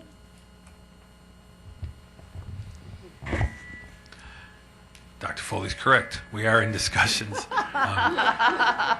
I don't know how public that is with some of the other districts. One other district, I don't know where they're at in that process. We have had some conversation with a neighboring district with whom we've partnered before in this area to explore the possibility of providing excellent service in an efficient way, a more efficient way than we could do it going alone. So there may be some opportunity for that in the future. But I think that might even be for a category of students that aren't really emphasized in the presentation you just heard. I think our opportunity for gain might be with even another group of students. So we're not getting ourselves pigeonholed anyway by the 3-year contracts for these two, No. in your judgment, in this collective group here? Okay. Correct. Great, thank you. Can you please share how year after year you make improvements to the program? Because, the students do change and the needs change, and you have that flexibility, which is one of the really great benefits of it. And the second question is, when the kids leave there, do you do the exit interviews like we do with our other students to track, with our other seniors to track them and get the feedback? I know that we've tried to gather that exit data in the past. We haven't always gotten 100% of those responses, but I do know that their information is included in the exit interviews with all of the other seniors. And if I could, for the special ed portion, we track that for like 4 to 5 years. And that's under the longitudinal study that the nation is doing for the workforce, post-secondary opportunities, and what are they doing after they graduate from high school or turn 22. So it seems like that is something that we could work with Abraxas and Ombudsman in terms of developing and ensuring that as part of the program that there is an exit interview or exit survey of some sort, at whatever level they exit, whether they're graduating or reintegrating back into the high schools. I think that would be some good information for the Board of Education to use in the future on making decisions about continued partnership. Excellent. Okay. The other question is, as a board, we were forced, to expel the students because we didn't have an alternative opportunity. And, we talked with the staff and the superintendent and said, come back to us with a solution. Is there anything that's still missing that we, that in a perfect world, you had a magic wand that you would still want us to, to discuss, or that you haven't, and you don't have to answer now, but I feel like that's been really the great thing about it, because, we said, gosh, we don't want these kids on the street. We want them in school. Well, wonderful. They're in school and they're graduating at 97 or 98%. That's success, And you're never probably going to get all of them because of the baggage that they carry with them to complete an education. So. I appreciate that comment. I think that's something that we'd like to think about. Thank you. I do appreciate the presentation. It helped me understand several things. Couple of questions. One, why a 3-year contract? Is there an advantage to it? I know that with Abraxas, we had to have 3 years to get up and running and for the amortization costs and that.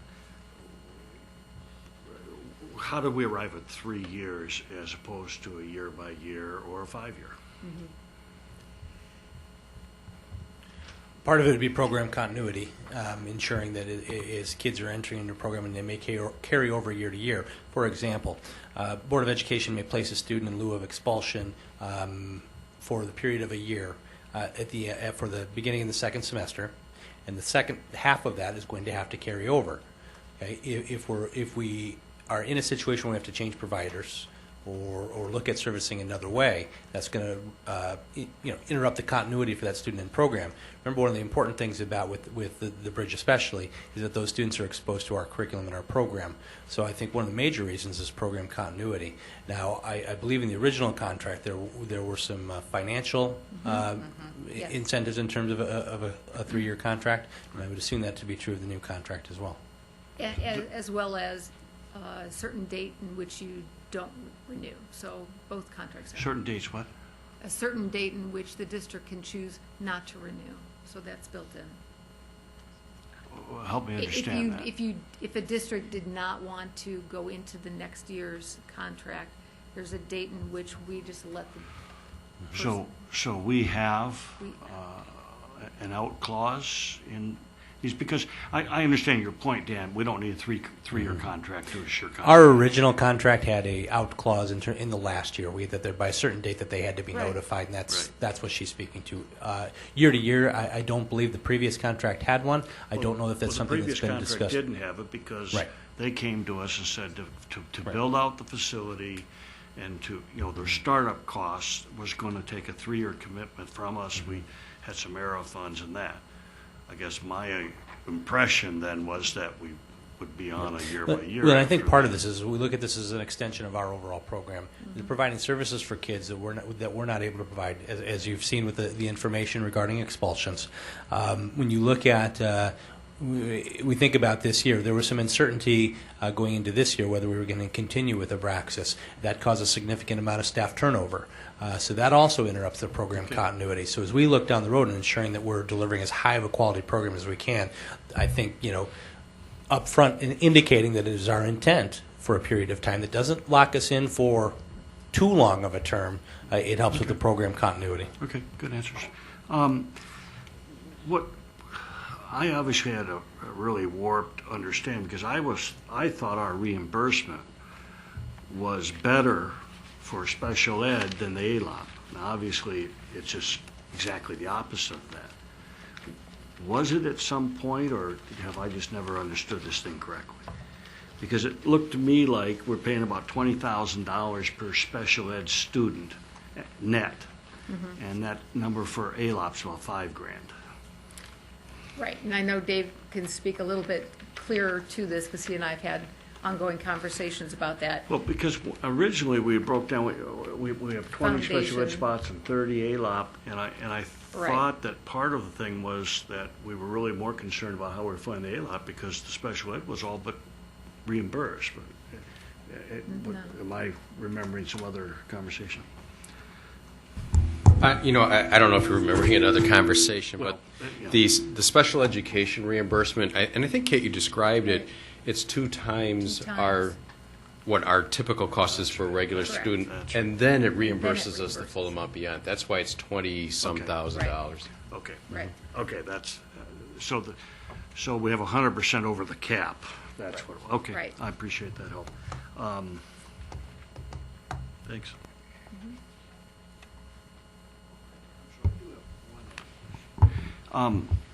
The one statistic, this is a change in direction for us. I mean, I think that we thought the train was headed another direction, and I know when I opened this, and that's fine. I mean, I'm just saying I'm trying to register that. The one statistic that I know and I think we had some discussion on the board level about it, was the reading level of the kids graduating, specifically Bridge, was like third graders, 3.4 is the number that sticks in my mind. It was shocking, I remember. How are we graduating children and enhancing their post-secondary opportunities if they're barely reading? Do you understand what I'm asking? I'm not looking- trying to put anyone on the spot or Right. anything, but I just remember that one I think you're speaking statistic. to a report that was given in collaboration with the administration and Abraxas Yeah, at some point exactly. early last year. Yes, exactly. Okay. I don't know if you have that data and information in front of you, and I'd rather have not the speak to it if we don't, but. Sure.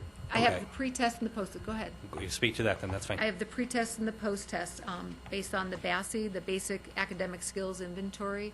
And for students that are coming in either 0 credits or not reading at the level that you would want them to read, we really are making progress. So for the growth piece to happen, if you're at let's say a 3rd grade level, but you're making 2 years worth of growth, you're now at, maybe a 5th grade level or 6th grade level. So, But could I say one thing? Oh, absolutely. Grade equivalents, I think, can be a little dangerous because a grade equivalent and Tim can speak to this better than I can, it's the pool in which they're being normed rather than the actual growth that the student is experiencing. That's more of that standardized method that you can use. So it can be a little confusing. So it sounds to me a little bit like part of the problem may have been the way that original report was phased. Do Yes. you I remember? do you all remember that. remember Yes. that one thing? I Yes. thought we actually discussed Right, I it. do remember But what you're saying is you can't control where they are when they come Correct. in. Correct. That's exactly But right. we're making giant steps as far Correct. as you're concerned, and you don't see how we could be making better steps with a different program. And just to give a little perspective, in examining the students at Abraxas on their plan scores, which is their 9th grade score, so coming into high school before they're in the Abraxas program, the average score for those students in reading was somewhere around 14 when most of our students were around a 20, 21 on the plan score. So that tracks them to need that kind of attention and also help in their reading scores to bring them up. And both of the programs have built in a way that we can have more intensive supports in the area of reading. And they have the more opportunities for just the more intense, more one-on-one that we really don't have the opportunity during an 8-period day in our large high schools. So that's another beauty of both of the programs. Sure. I'd just like to make the statement that at both high schools, large high schools, 6,000 between the two, we often get students who transfer in and they're in bad shape. And there's a student at Naperville Central right now I've gotten to know recently fairly well who moved in and should have been an 11th grader and came in with 0 credits. And those kids, if we didn't have opportunities like Ombudsman and the Bridge, I think would just say there's no use and would drop out, or their behavior would cause them to get kicked out. And I don't know, I don't have the numbers in front of me of the percentage of kids at the Bridge or at Ombudsman who moved into the district or into the high school from another district, but I would venture to say it's a very high percentage of the students there. And I'm pleased as a principal that we have those opportunities for these kids. And even though they might not be exiting at the academic level that the kids are exiting at the high schools, at least they're finishing and they're not quitting, or they're not acting out to the point that we have to eject them. I just forgot the word for expel them. It's been so long since we've expelled somebody, I thought it was eject. I appreciate that comment, Bill. How secure, Tim, Dave, Dan, do we feel like the state reimbursement is going forward? I guess that's another question relating to a 3-year contract. Dave, I don't know if you have any perspective on that, but I think you heard some report from the Financial Advisory Committee that there's uncertainty regarding funding, but Dave, I don't know, speak to that a little bit more. Yeah, I think a lot will hinge on ultimately the decision of the pension cost shift and, of course, the temporary tax increase. Well, that temporary increase. Will that end up being something that's more long-term stability for financial? And if it is, then I think our ability to count on regular reimbursement through the ALAP system and all would be there. But it is 2 more years, or till 15, 16 before that runs out. So we're only risking ourselves for like a year. Hey, thanks. I was just going to add one thing, Dr. Foley and everybody, Kathy, Bill. Nice job on this. A lot of good facts and data. It tells a nice continuing story. I think it's very positive. We are a facts and data driven board for the most part. But I will commend you on that slide right there, because at the end of the day, that's what it's all about. It's about these kids. And that is, I know somebody asked about the exit interview information. We didn't have all that much data. But I'll tell you what, in place of that, I'll take that right there for right now. That's a nice job. Thanks. Thank you. Yes. Are there any other comments or questions? Thank you very much. Thank you very much. Thank you. This time I'd like to take an opportunity to provide the Board of Education with a status update on our progress on kindergarten. As you know, at the November 5th, 2012 Board of Education meeting, the board authorized the administration to begin the process of bringing forward a recommendation to you that would increase accessibility to all-day or extended-day kindergarten. You may also recall from the November 5th presentation, we currently offer extended day or all-day kindergarten to some of our students. Those programs include the Heritage Spanish Speakers with Limited English Proficiency in our dual language program, a social skills class for kindergarten students with IEP, an academic intervention class for kindergarten students with an IEP, and identified low-performing students in kindergarten at BB. Since that meeting, the administration has been working to develop its recommendation to the Board of Education. And our recommendation to you will include the following key considerations. Projected maximum enrollment based on typical kindergarten enrollment, the sections that would be necessary, projected operational costs, projected facility costs, projected offsets as a result of the recommendation, impact on the continuity in the elementary pathway, metrics that will be used to evaluate the recommendation we bring forward, a parent education and communication plan, and the impact the recommendation would have on the current elementary program. So that's the work that the administration is engaged in at this time. And we plan to bring our recommendation to the Board of Education at the December 17, 2012 meeting. If you have any questions regarding the presentation that Dr. Hester did last week or anything that I've said, we'd be happy to address those. Just a request, Dan, and it may have been with Dr. Hester that I had this conversation. I was one of your illustrious staff. I'd like a report on how we do our screening. I mean, I understand that there's screening available, and I'm going to preface what I'm going to say to this is just one grandpa's little perspective through the knot in the fence, but I get the feeling that we're not aggressive enough getting that out there for I don't know if there's a stigma about bringing my child in, but how are we getting to all the right people, I guess is the question. How are we going to assure that? Thank you.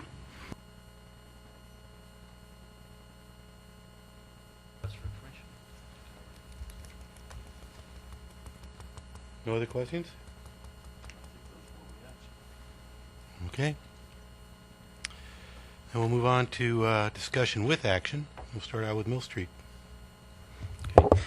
When Tim presented to the Board of Education school improvement plans earlier this year, we have 2 plans that were not brought forward at that time that we're bringing forward tonight. So Tim is supported here by the principal at Mill Street, Mary Baum, and our director of ELL, Catherine Cahoon. So, folks, I'll turn the presentation over to you.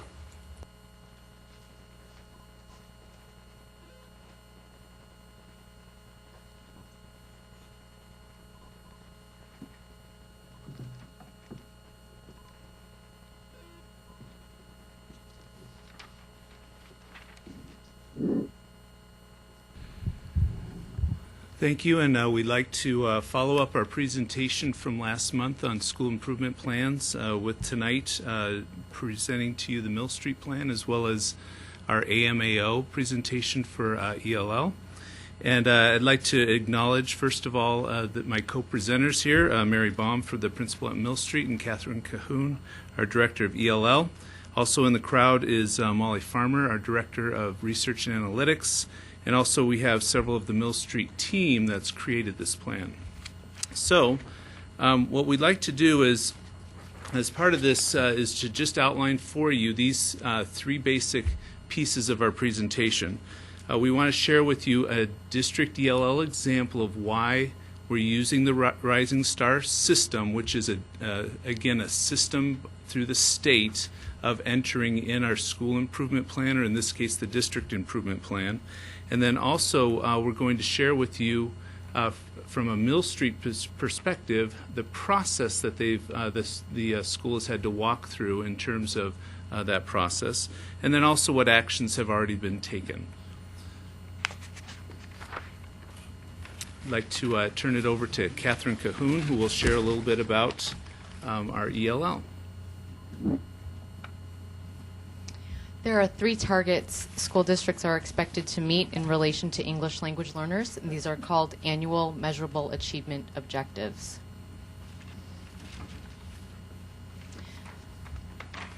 Next. I think we're missing a slide, so just do it off of this one. The measurement targets are set by the state. In 2012, District 203 met the first 2 targets, which were based on the Access for ELL's assessment, but we did not meet the 3rd target based on ISAT and PSAE assessments. Last year, the district created a district improvement plan. Based on the data, we need to address the ELL indicators only this year within the plan. These are the steps that the Rising Star process has us follow in terms of both the district and also a similar one for the schools. And when it comes to the process, we first of all work with our data through our data analytics tool. We measure the different indicators, and that process you'll see discussed when Mary talks about her plan. But there, in the process, there were 20 Smart Start and Smart Plan indicators that we assessed, and there were 25 for Mill Street. We then created a plan and tasked individual tasks to members.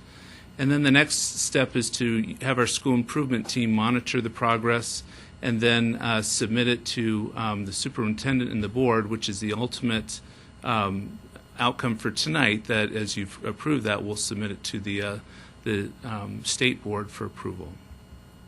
I'd like to hand it off to Mary to talk about the Mill Street process. Thanks, Tim.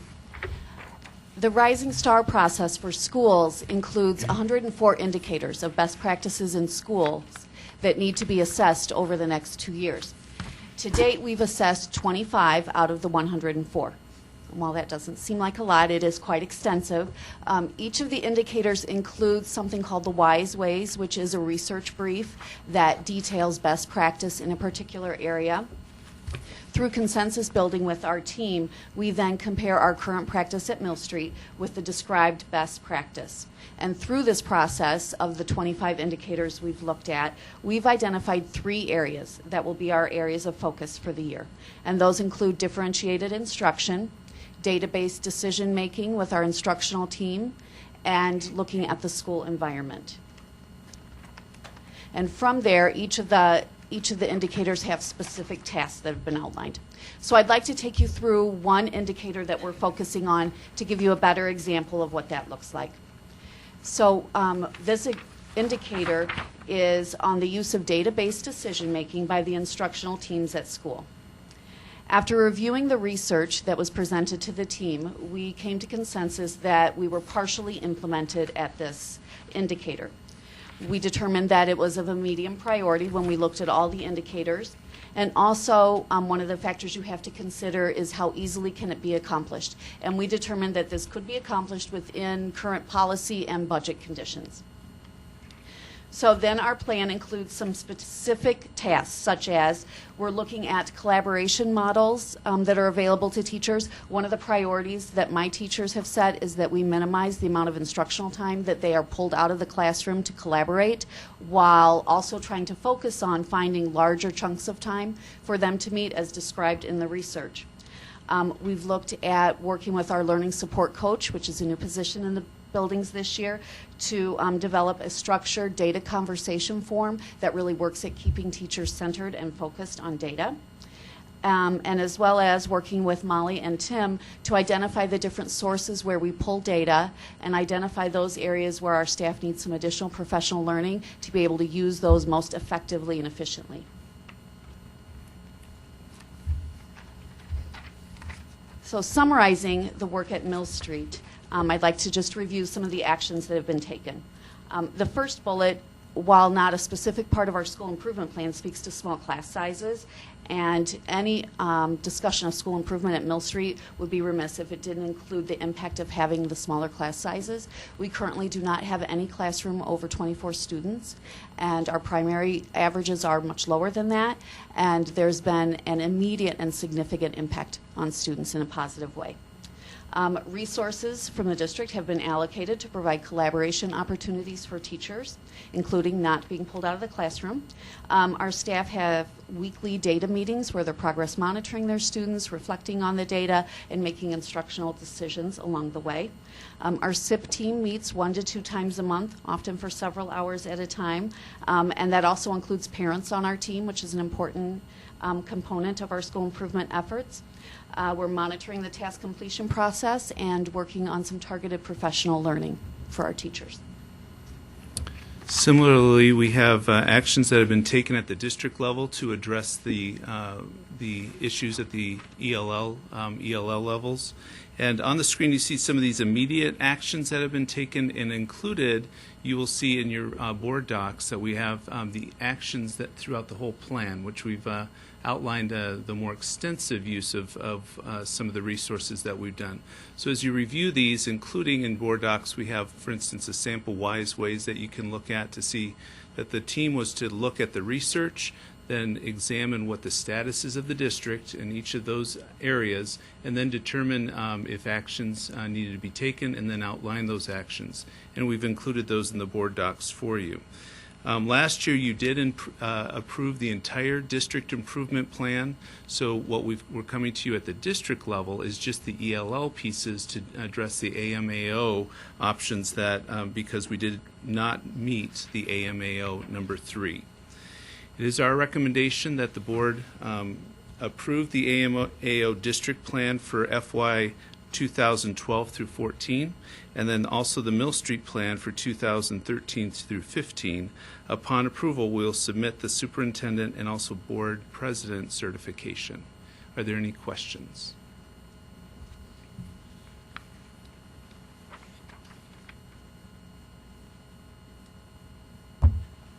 None?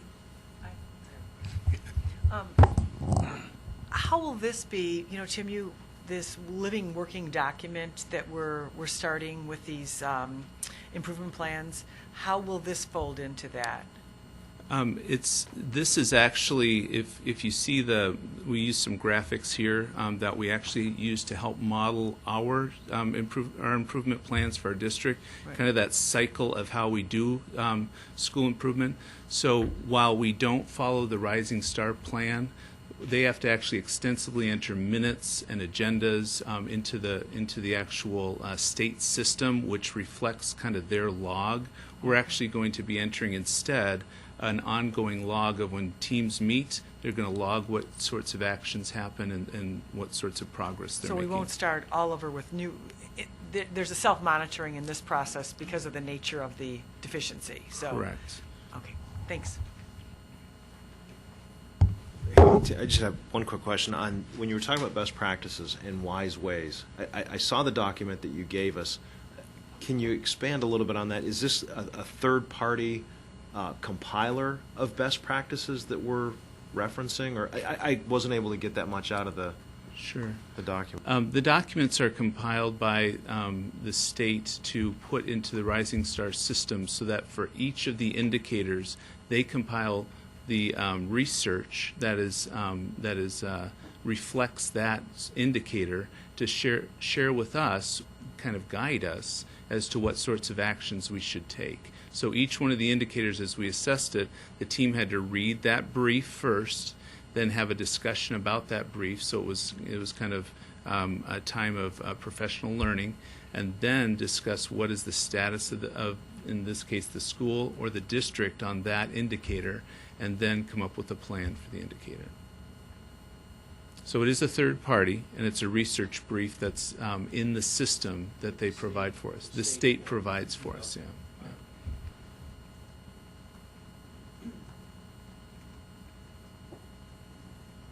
Were there any other questions?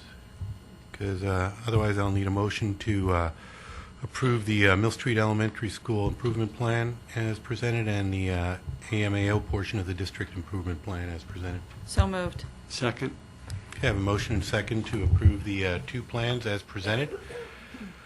Any further discussion or comments? Roll call? Crotty? Yes. Fielden? Yes. Romberg? Yes. Weeks? Aye. Yench? Aye. Dennison? Yes. Price? Yes. Motion carries. Thank you. Could I beg your indulgence and ask Mary to share a little bit how her rookie year is going, and what surprises and what, both good and bad, have you encountered? If the board would permit me that indulgence? Sure. That's two indulgences in one meeting. I don't know. Okay. I'd be happy to. I think one of the great, it's not really a surprise based on what I saw last year, but one of the continuing great things about Mill Street is the supportive community. I think the fact that we still have many, many parents and staff members here tonight speaks to their strong commitment to making Mill Street the top performing school in the district, which is our goal. It's been wonderful. You walk through the halls at Mill Street, it is a calm and secure learning environment where there is a lot of busy learning going on every single day, and that's what we want for our kids. The teachers are extremely dedicated and very open to doing whatever needs to be done to help our students move forward with their learning. And if I could add, just Tiffany Robinson, Mary's assistant principal, is here, as well as the two parent members of her team. And that does demonstrate, I was a little bit surprised to hear kind of the cadre of folks that she was going to bring along with, and that just shows the kind of support they have for the progress she's making. Thank you.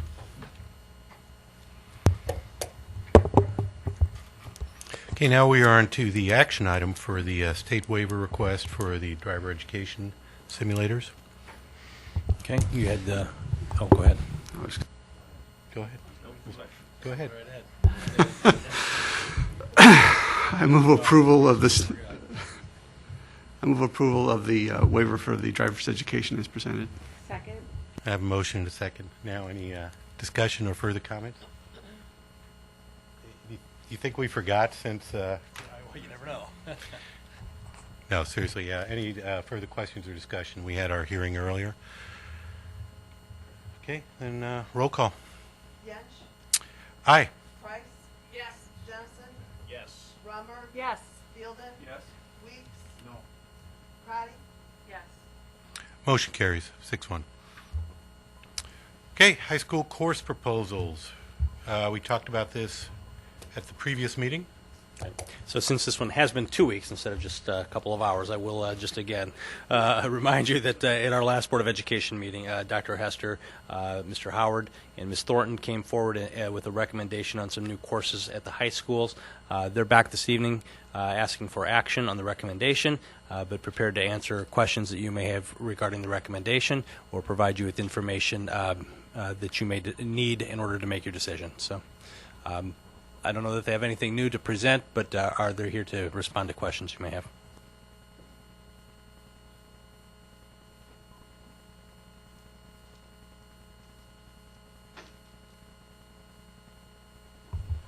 Let me start out by asking, do you have any follow-up or new comments since 2 weeks ago? Anything you've learned in the last 2 weeks or wanted to bring up? And if you don't, that's fine. Now you can go. Okay. Turn it over to questions. I think I just want to kind of give a summation of where we are, and then if there are comments, I'll allow Jackie and Jeff and Bill to comment on those. The recommendations that we brought forward are really a result of best practices in English language arts. And in English language arts, it's always been determined, for decades in research, that you want to integrate the aspects of literacy into instruction. And when we look at those major aspects of literacy that should be integrated in instruction, they are very clearly reading, and that would focus on both the reading of our literature and our informational text. Another aspect is writing. Another aspect, and we usually put those together, is speaking and listening. And then the last one is language. And then language really pulls out our vocabulary acquisition and our conventions of standard English. And so the course pathways and sequences that we brought forward are the result of that integration. In terms of the curriculum is built based on the standards. It is organized for English 1, 2, and 3 into instructional units. And what you would find in those units, if you looked in them today, would be content that's essential to teaching those courses, skills that is essential to teaching those courses, academic vocabulary that is germane to teaching English language arts, and then instructional language for teachers. And that's something that's articulated K-12 for us. The other work that we've done is used the model content frameworks from the Park Association, and that is work that we continue to do that actually begins the process of taking those units that are built on content skills and the academic vocabulary and then breaking them into some of the major threads or conceptual understandings. And one of the examples that I'll give of that is argument. And argument is one of the conceptual understandings that has really come up in research that says that we have to be able to argue for the purpose of developing understanding, and we have to be able to argue to make a point of view and understanding. So I'll say that just as a summary of where these decisions and these recommendations come from, and then I'll invite others to talk. I think one thing that Jeff and I would like to also reiterate is the urgency at the high school level of this timeline, that our high school students are at the exit end of the college and career readiness spectrum, and with the PARCC assessments being implemented in the 14-15 school year, we feel it's imperative that the curriculum is implemented in 13-14 so that our teachers have the 13-14 school year to implement, to learn from, to make changes and improve that curriculum before the 14-15 school year when those high-stakes assessments for our students are implemented. Good evening. I think from our perspective, particularly at the high school level, Jackie's very right. We're very concerned about the PARCC assessments and what those PARCC assessments are going to be asking our students to do in 2 years. But really, we have two things going on here at once. It's our preparation for the Common Core standards and the PARCC assessments, but then there's also the curriculum development process. And we feel very comfortable that both are moving in an appropriate direction in terms of instruction and curriculum development. We have shifted the way we develop curriculum. We used to develop curriculum over a 7-year process.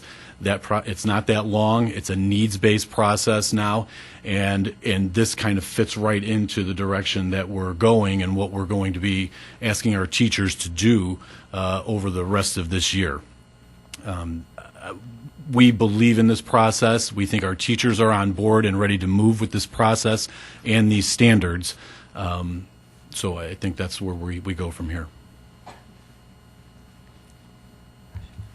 Jackie? I have a question.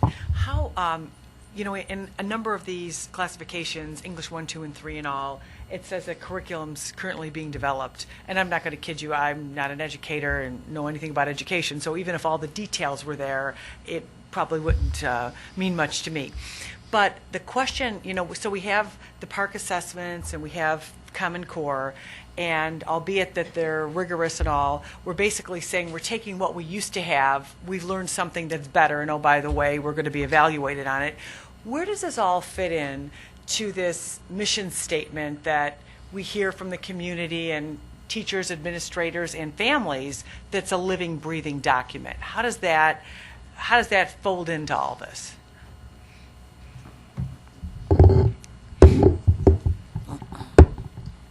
So our curriculum right now is at a layer of content that is obviously generated from the standards, and that's best practices. We always develop the curriculum from the standards. So the next layer that comes in and unfolds that I think, and I'm going to back up for a minute, because within those standards, and if you look at our mission statement, when the researchers went together to develop the standards, they really did consider collaboration as something that's key to learning and literacy and learning in communities. They definitely consider the degree of independence, and I think that's what's really unique as far as being written into standards, and then it actually gets written into our curriculum.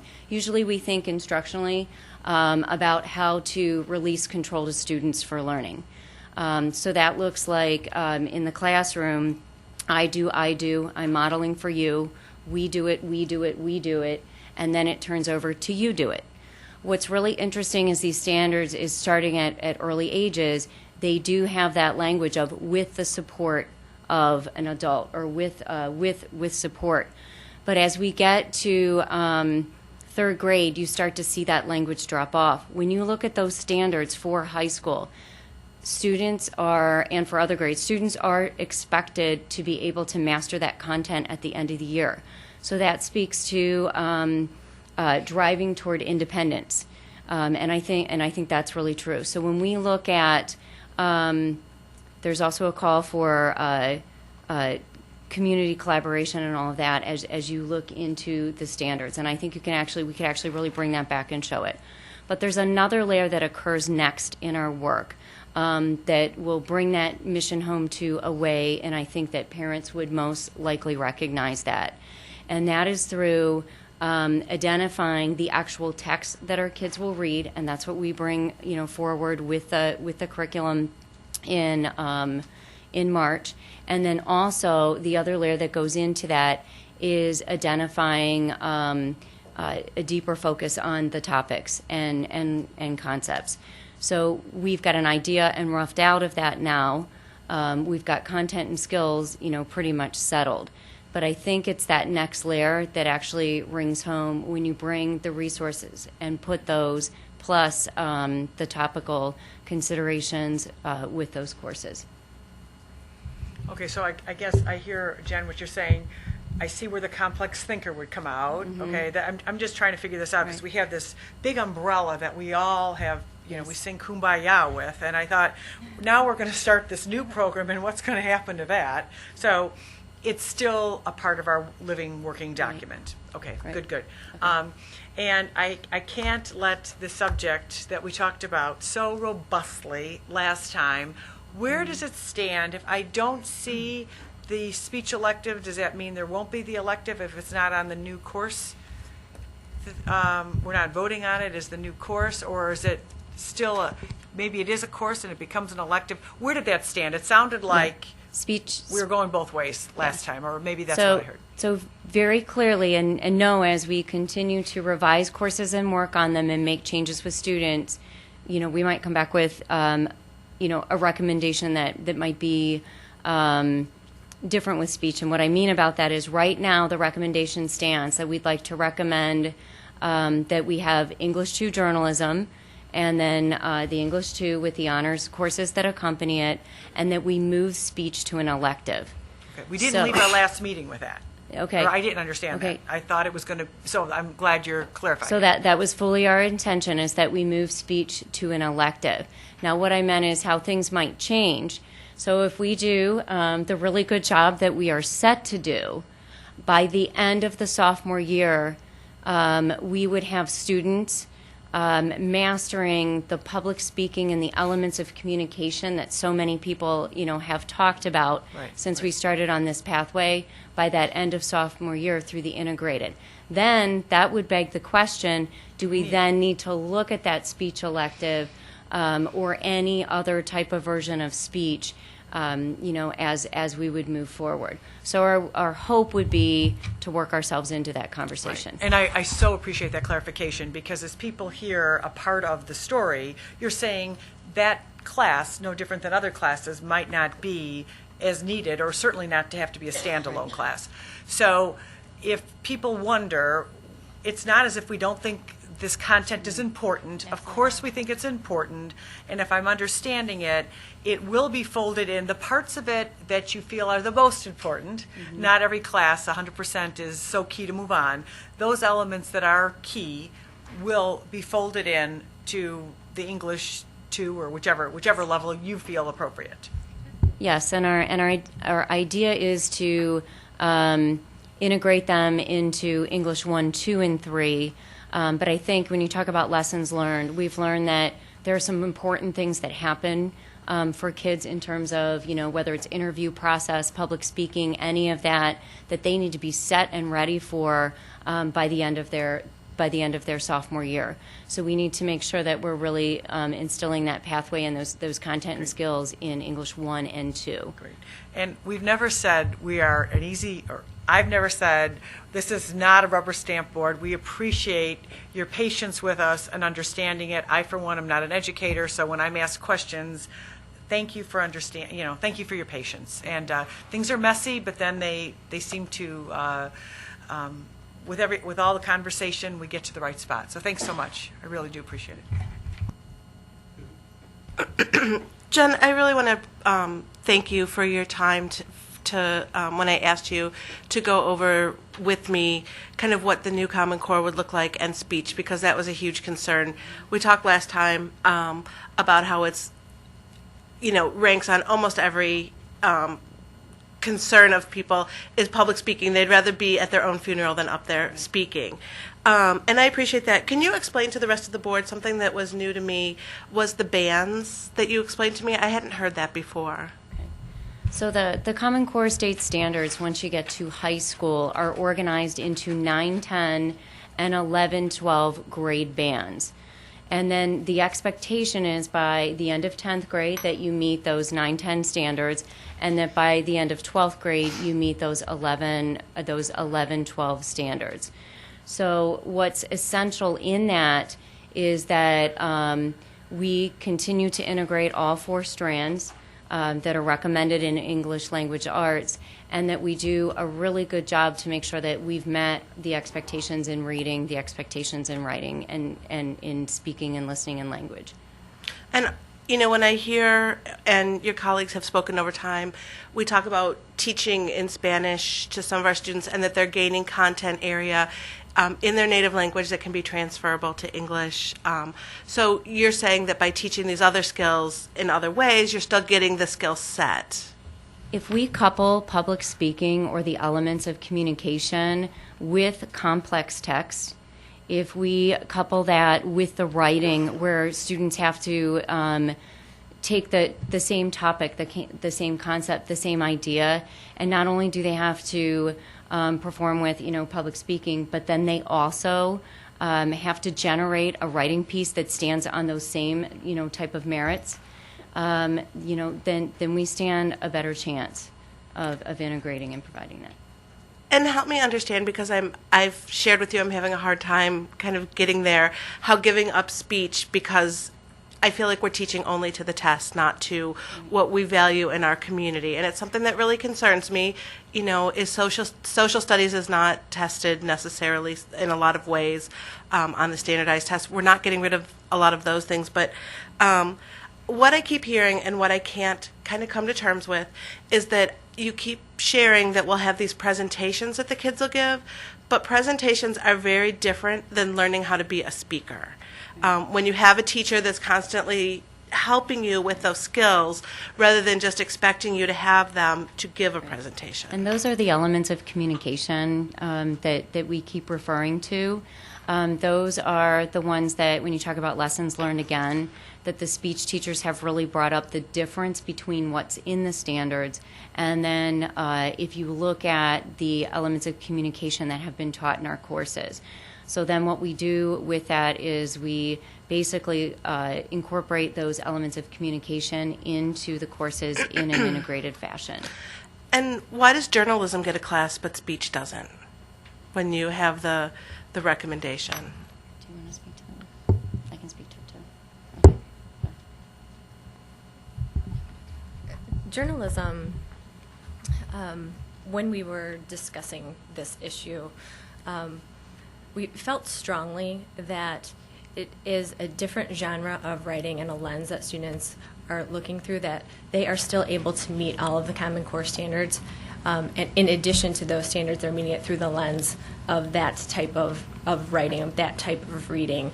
And that students who are interested in that field of study go on to continue their work in that at the junior and senior year. And we heard from our student ambassador very successfully. So the other part to consider in that, Jeff, I don't know if there's anything you'd like to add, is that in English 2 journalism, we also believe that that element of public speaking will be incorporated as well, that that element of the standards is not being left out. And you say hopefully. I mean, that, it just... Okay. Well, like Jen said, we value the speech course and its outcomes and the fantastic things that it provides our students, including the experience in the classroom. We very strongly believe that those elements are incorporated, especially in English 2. We need to write an English 2 course that meets the Common Core standards, and once we have that course in its entirety in place, then we need to say, yes, we have, like we intended, incorporated this course as we intended to. And if we didn't, then we need to revisit that through the elective options, like John said. And Jody, can I ask you as a student, like you recently took speech, is it something you use? And, we talk about those life skills and the things that we, want our students to graduate with. We feel that that dancing is something our kids have to have twice, and we feel that swimming is something our kids have to have twice. I mean, I'd much rather see our kids have speech twice. I mean, I know that it's not a trade-off. You can't have one or the other. I understand that, but I feel so strongly about it that giving it up and maybe, like you said to me, we're not giving it up, but I can't see what it looks like, and I think that's the hardest part. So I was curious, where you've used those skills and maybe how you found that class useful. Yeah, I actually took an enriched print class, which I believe is similar to journalism in a sense. So I was, I do have that aspect of it too. And I also took speech, obviously, since it's required. Speech, obviously, is something that we use every day right now. For example, learning how to give a speech is very important, obviously, in life. I definitely have to say it is something that I'm going to be using the rest of my life. I do think it provided me with learning different styles of speeches. As far as it being absolutely necessary, I think it can be used in a lot of different settings. I don't know if an actual class specifically directed towards speech is necessary because, in history classes, you're always giving speeches. You're giving, today, for example, I gave a presentation. And in that sense, it was almost incorporated in other different types of classes. So specifically having one type of speech class, I don't know if it's necessary as long as giving that presentational aspect is incorporated in, a journalism class or in other types of language arts classes. And what do you do for students that aren't as outgoing and as comfortable with their skill sets and things like that? How do you teach them to be comfortable without having a class that teaches them that? I was going to say that one of the things that we're trying to do, and one of the things I think I'm trying to remember as we approach this, is this is a movement about skill development. Our kids are going to be assessed ultimately on whether they have the skills to either go to college and be successful or to a career and be successful. And this speaking and listening skill is of tremendous importance, and I don't think anyone disputes that. In fact, it's of such tremendous importance that we are wanting to move it from one class and put it across the board in all of our disciplines. We're beginning to look at our schools less and less discipline based and more as one kind of educational conglomerate that is pushing skill development, these specific skills, reading, writing, and speaking and listening. So where one kid might have tremendous benefit and feel very comfortable with the teacher in a speech class, another kid may not. But that other kid may feel very comfortable in their history class where they are going to be assessed. Now, social studies is not a part of the Common Core standards, as you know. But the skill development, it doesn't matter that social studies isn't, because the students are getting the skill development from a multitude of different directions. And I just, going back to that issue of comfort, I'm confident that our teachers, even in an integrated approach, will create an environment where that comfort is developed. And I also think one thing I want to pull out that Jeff, really just said is that sometimes it's through the content that we become more comfortable.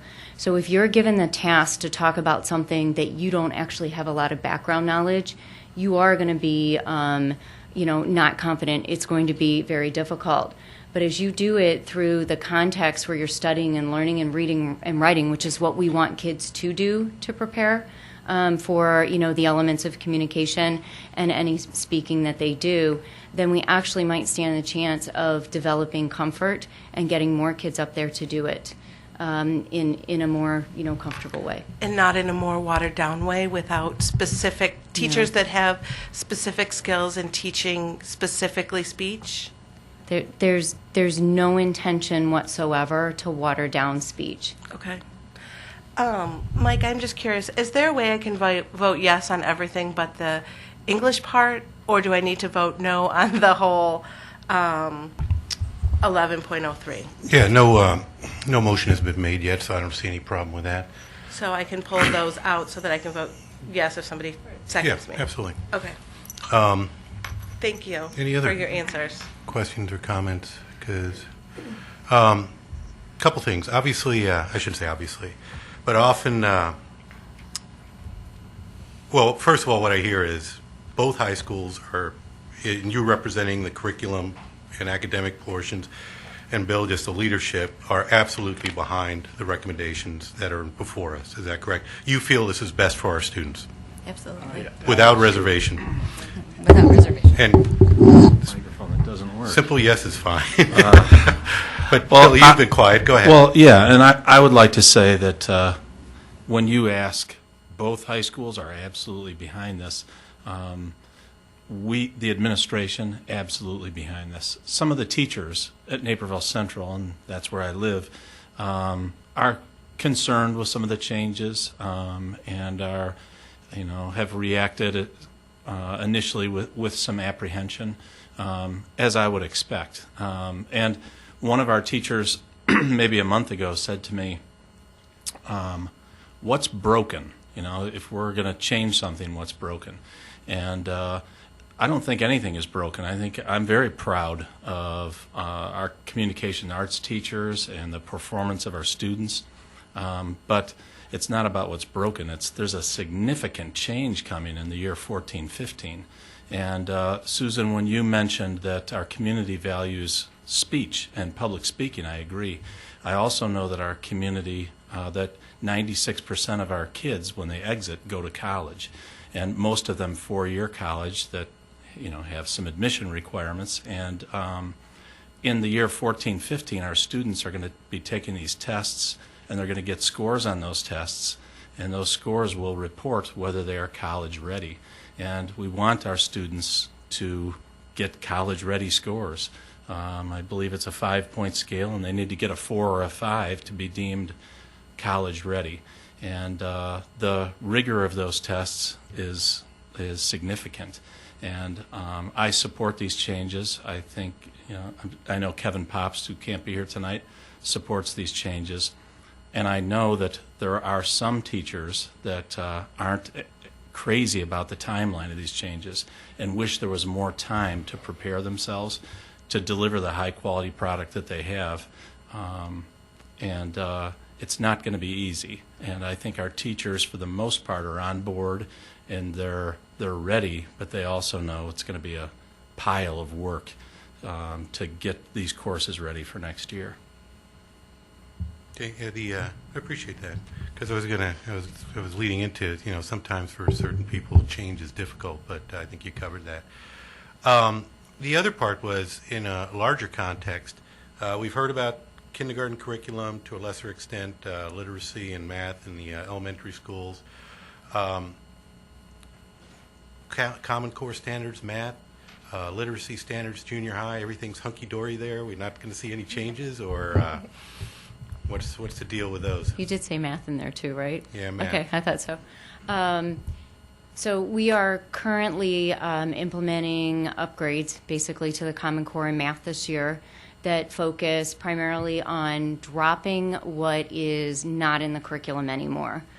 We really had to pay attention. Math is very highly sequential, as you know, and we had to pay a lot of attention to make sure that there was no loss of concepts or learning. Next year, we will be fully upgraded to the Common Core standards in math, but we might have a few lingering pieces of content that might actually be in the wrong grade level. But we will be fully upgraded to the standards. And then the following year, then we are fully upgraded, and all of the content is in the right grade level, in the right place. So that's where math is. And they're still in that process of aligning resources to the upgrades that they made. With literacy, kindergarten is kind of like high school. They're pulled ahead a little bit because we are working with every kindergarten teacher. And we're really, we're, in addition to working with that philosophy, we haven't had a curriculum that focuses on making kids readers at the end of the year. So, we've, and also, with the math, we've had to increase that time. So we've talked about all of that. But if you look at grades 1 through 8, we are on the process of having the content and skills pulled into instructional units based on content and skills from the standards. We have the academic vocabulary fully identified for each unit and the instructional language for teachers. We sent out an RFQ, a request for quotes, to publishers. We had so many things coming at us, we needed a more organized way, and I really have to thank IT for working with us on that. And with that RFQ, actually the first thing we did was survey teachers, what kind of resources do you want or need for yourself and for kids. And then from that, we kind of created a question and response where vendors could basically send in quotes and products to us. Those are scheduled to arrive in basically in their form November 28th. And then we have a resource subcommittee that begins to look at those resources. Then we have a whole process where they're kind of narrowed down, and then resources are pushed out to all teachers who teach that grade level for review. We will actually collect numerical feedback data from that and then bring that back. In addition to the resources, we are also working very closely, and again, thanks to assessment and analytics, on developing what we would refer to as district benchmark assessments, or another way you could think about those as common assessments across the district. Our plan is to bring the literacy curriculum to you in March, and that really will be much more detailed units of instruction and all of that, with the resources aligned and a report on where we are with the assessments. I was going to say another thing that we have on the board planning calendar as we look into the late winter, early spring is to provide the Board of Education a more detailed overview of the curriculum development process. Okay, and and the big thing is, so at the high school level specifically, no course changes per se. You're not going to have to move algebra, trigonometry, or change your names or anything like that. Okay, good. People hate change. Any further discussion? I just have a question for you, Mike. When we vote on these, can we vote on them each separately? Under this, if you want to put, Sure. put all the Englishes together and the psychology separately, that would pretty much do it. So that would be Is that okay? Yeah, I was going to say, it's English and psychology, so it's Yep. pretty easy to split out. Okay, that'd be great. Thank you. Sure. Anyone care to make a motion that reflects that? I move approval of the AP Psychology as presented. I have a motion and a second to approve AP Psychology as presented. Roll call? Dennison, Yes. Weeks, Fielding. Yes. Romberg. Yes. Yench. Aye. Crotty. Yes. Price. Yes. Motion carries. Okay, I'll move approval of English 1, English 2, English 3, and English 2 Journalism, Honors English 1 and 2, Honors English 2 Journalism, and Communication Arts changes as presented. Second. And I believe the last one is just the PowerPoint summary, but We have to read everything out. Unfortunately, though, I can only read what's on my screen, so I didn't pay attention. Well, thanks, But, Mike. I appreciate it. No, I didn't want anyone to get confused at home. So, anyway, I have a motion to second to approve the English courses as presented. Any further comments or discussion? Roll call. Weeks. Aye. Yench. Aye. Crotty. No. Price. Yes. Romberg. Yes. Fielding. Yes. Dennison. Yes. Motion carries 6-1. Thank you. And thank you very much for your time and efforts on this. Patience with Jackie Romberg. Any new or old business? Yeah, I was going to drum up some. Thanksgiving is coming. The mock trials on Thursday, December 6th. NEF Appreciation Breakfast, December 13th. And our next board meeting is December 17th. So there is no work session in December. We'll be meeting again next month at the end of December. Any further comments on the calendar? And there's only one motion. Oh, wait, Dave. Just a question. Originally, there was some talk about us doing planning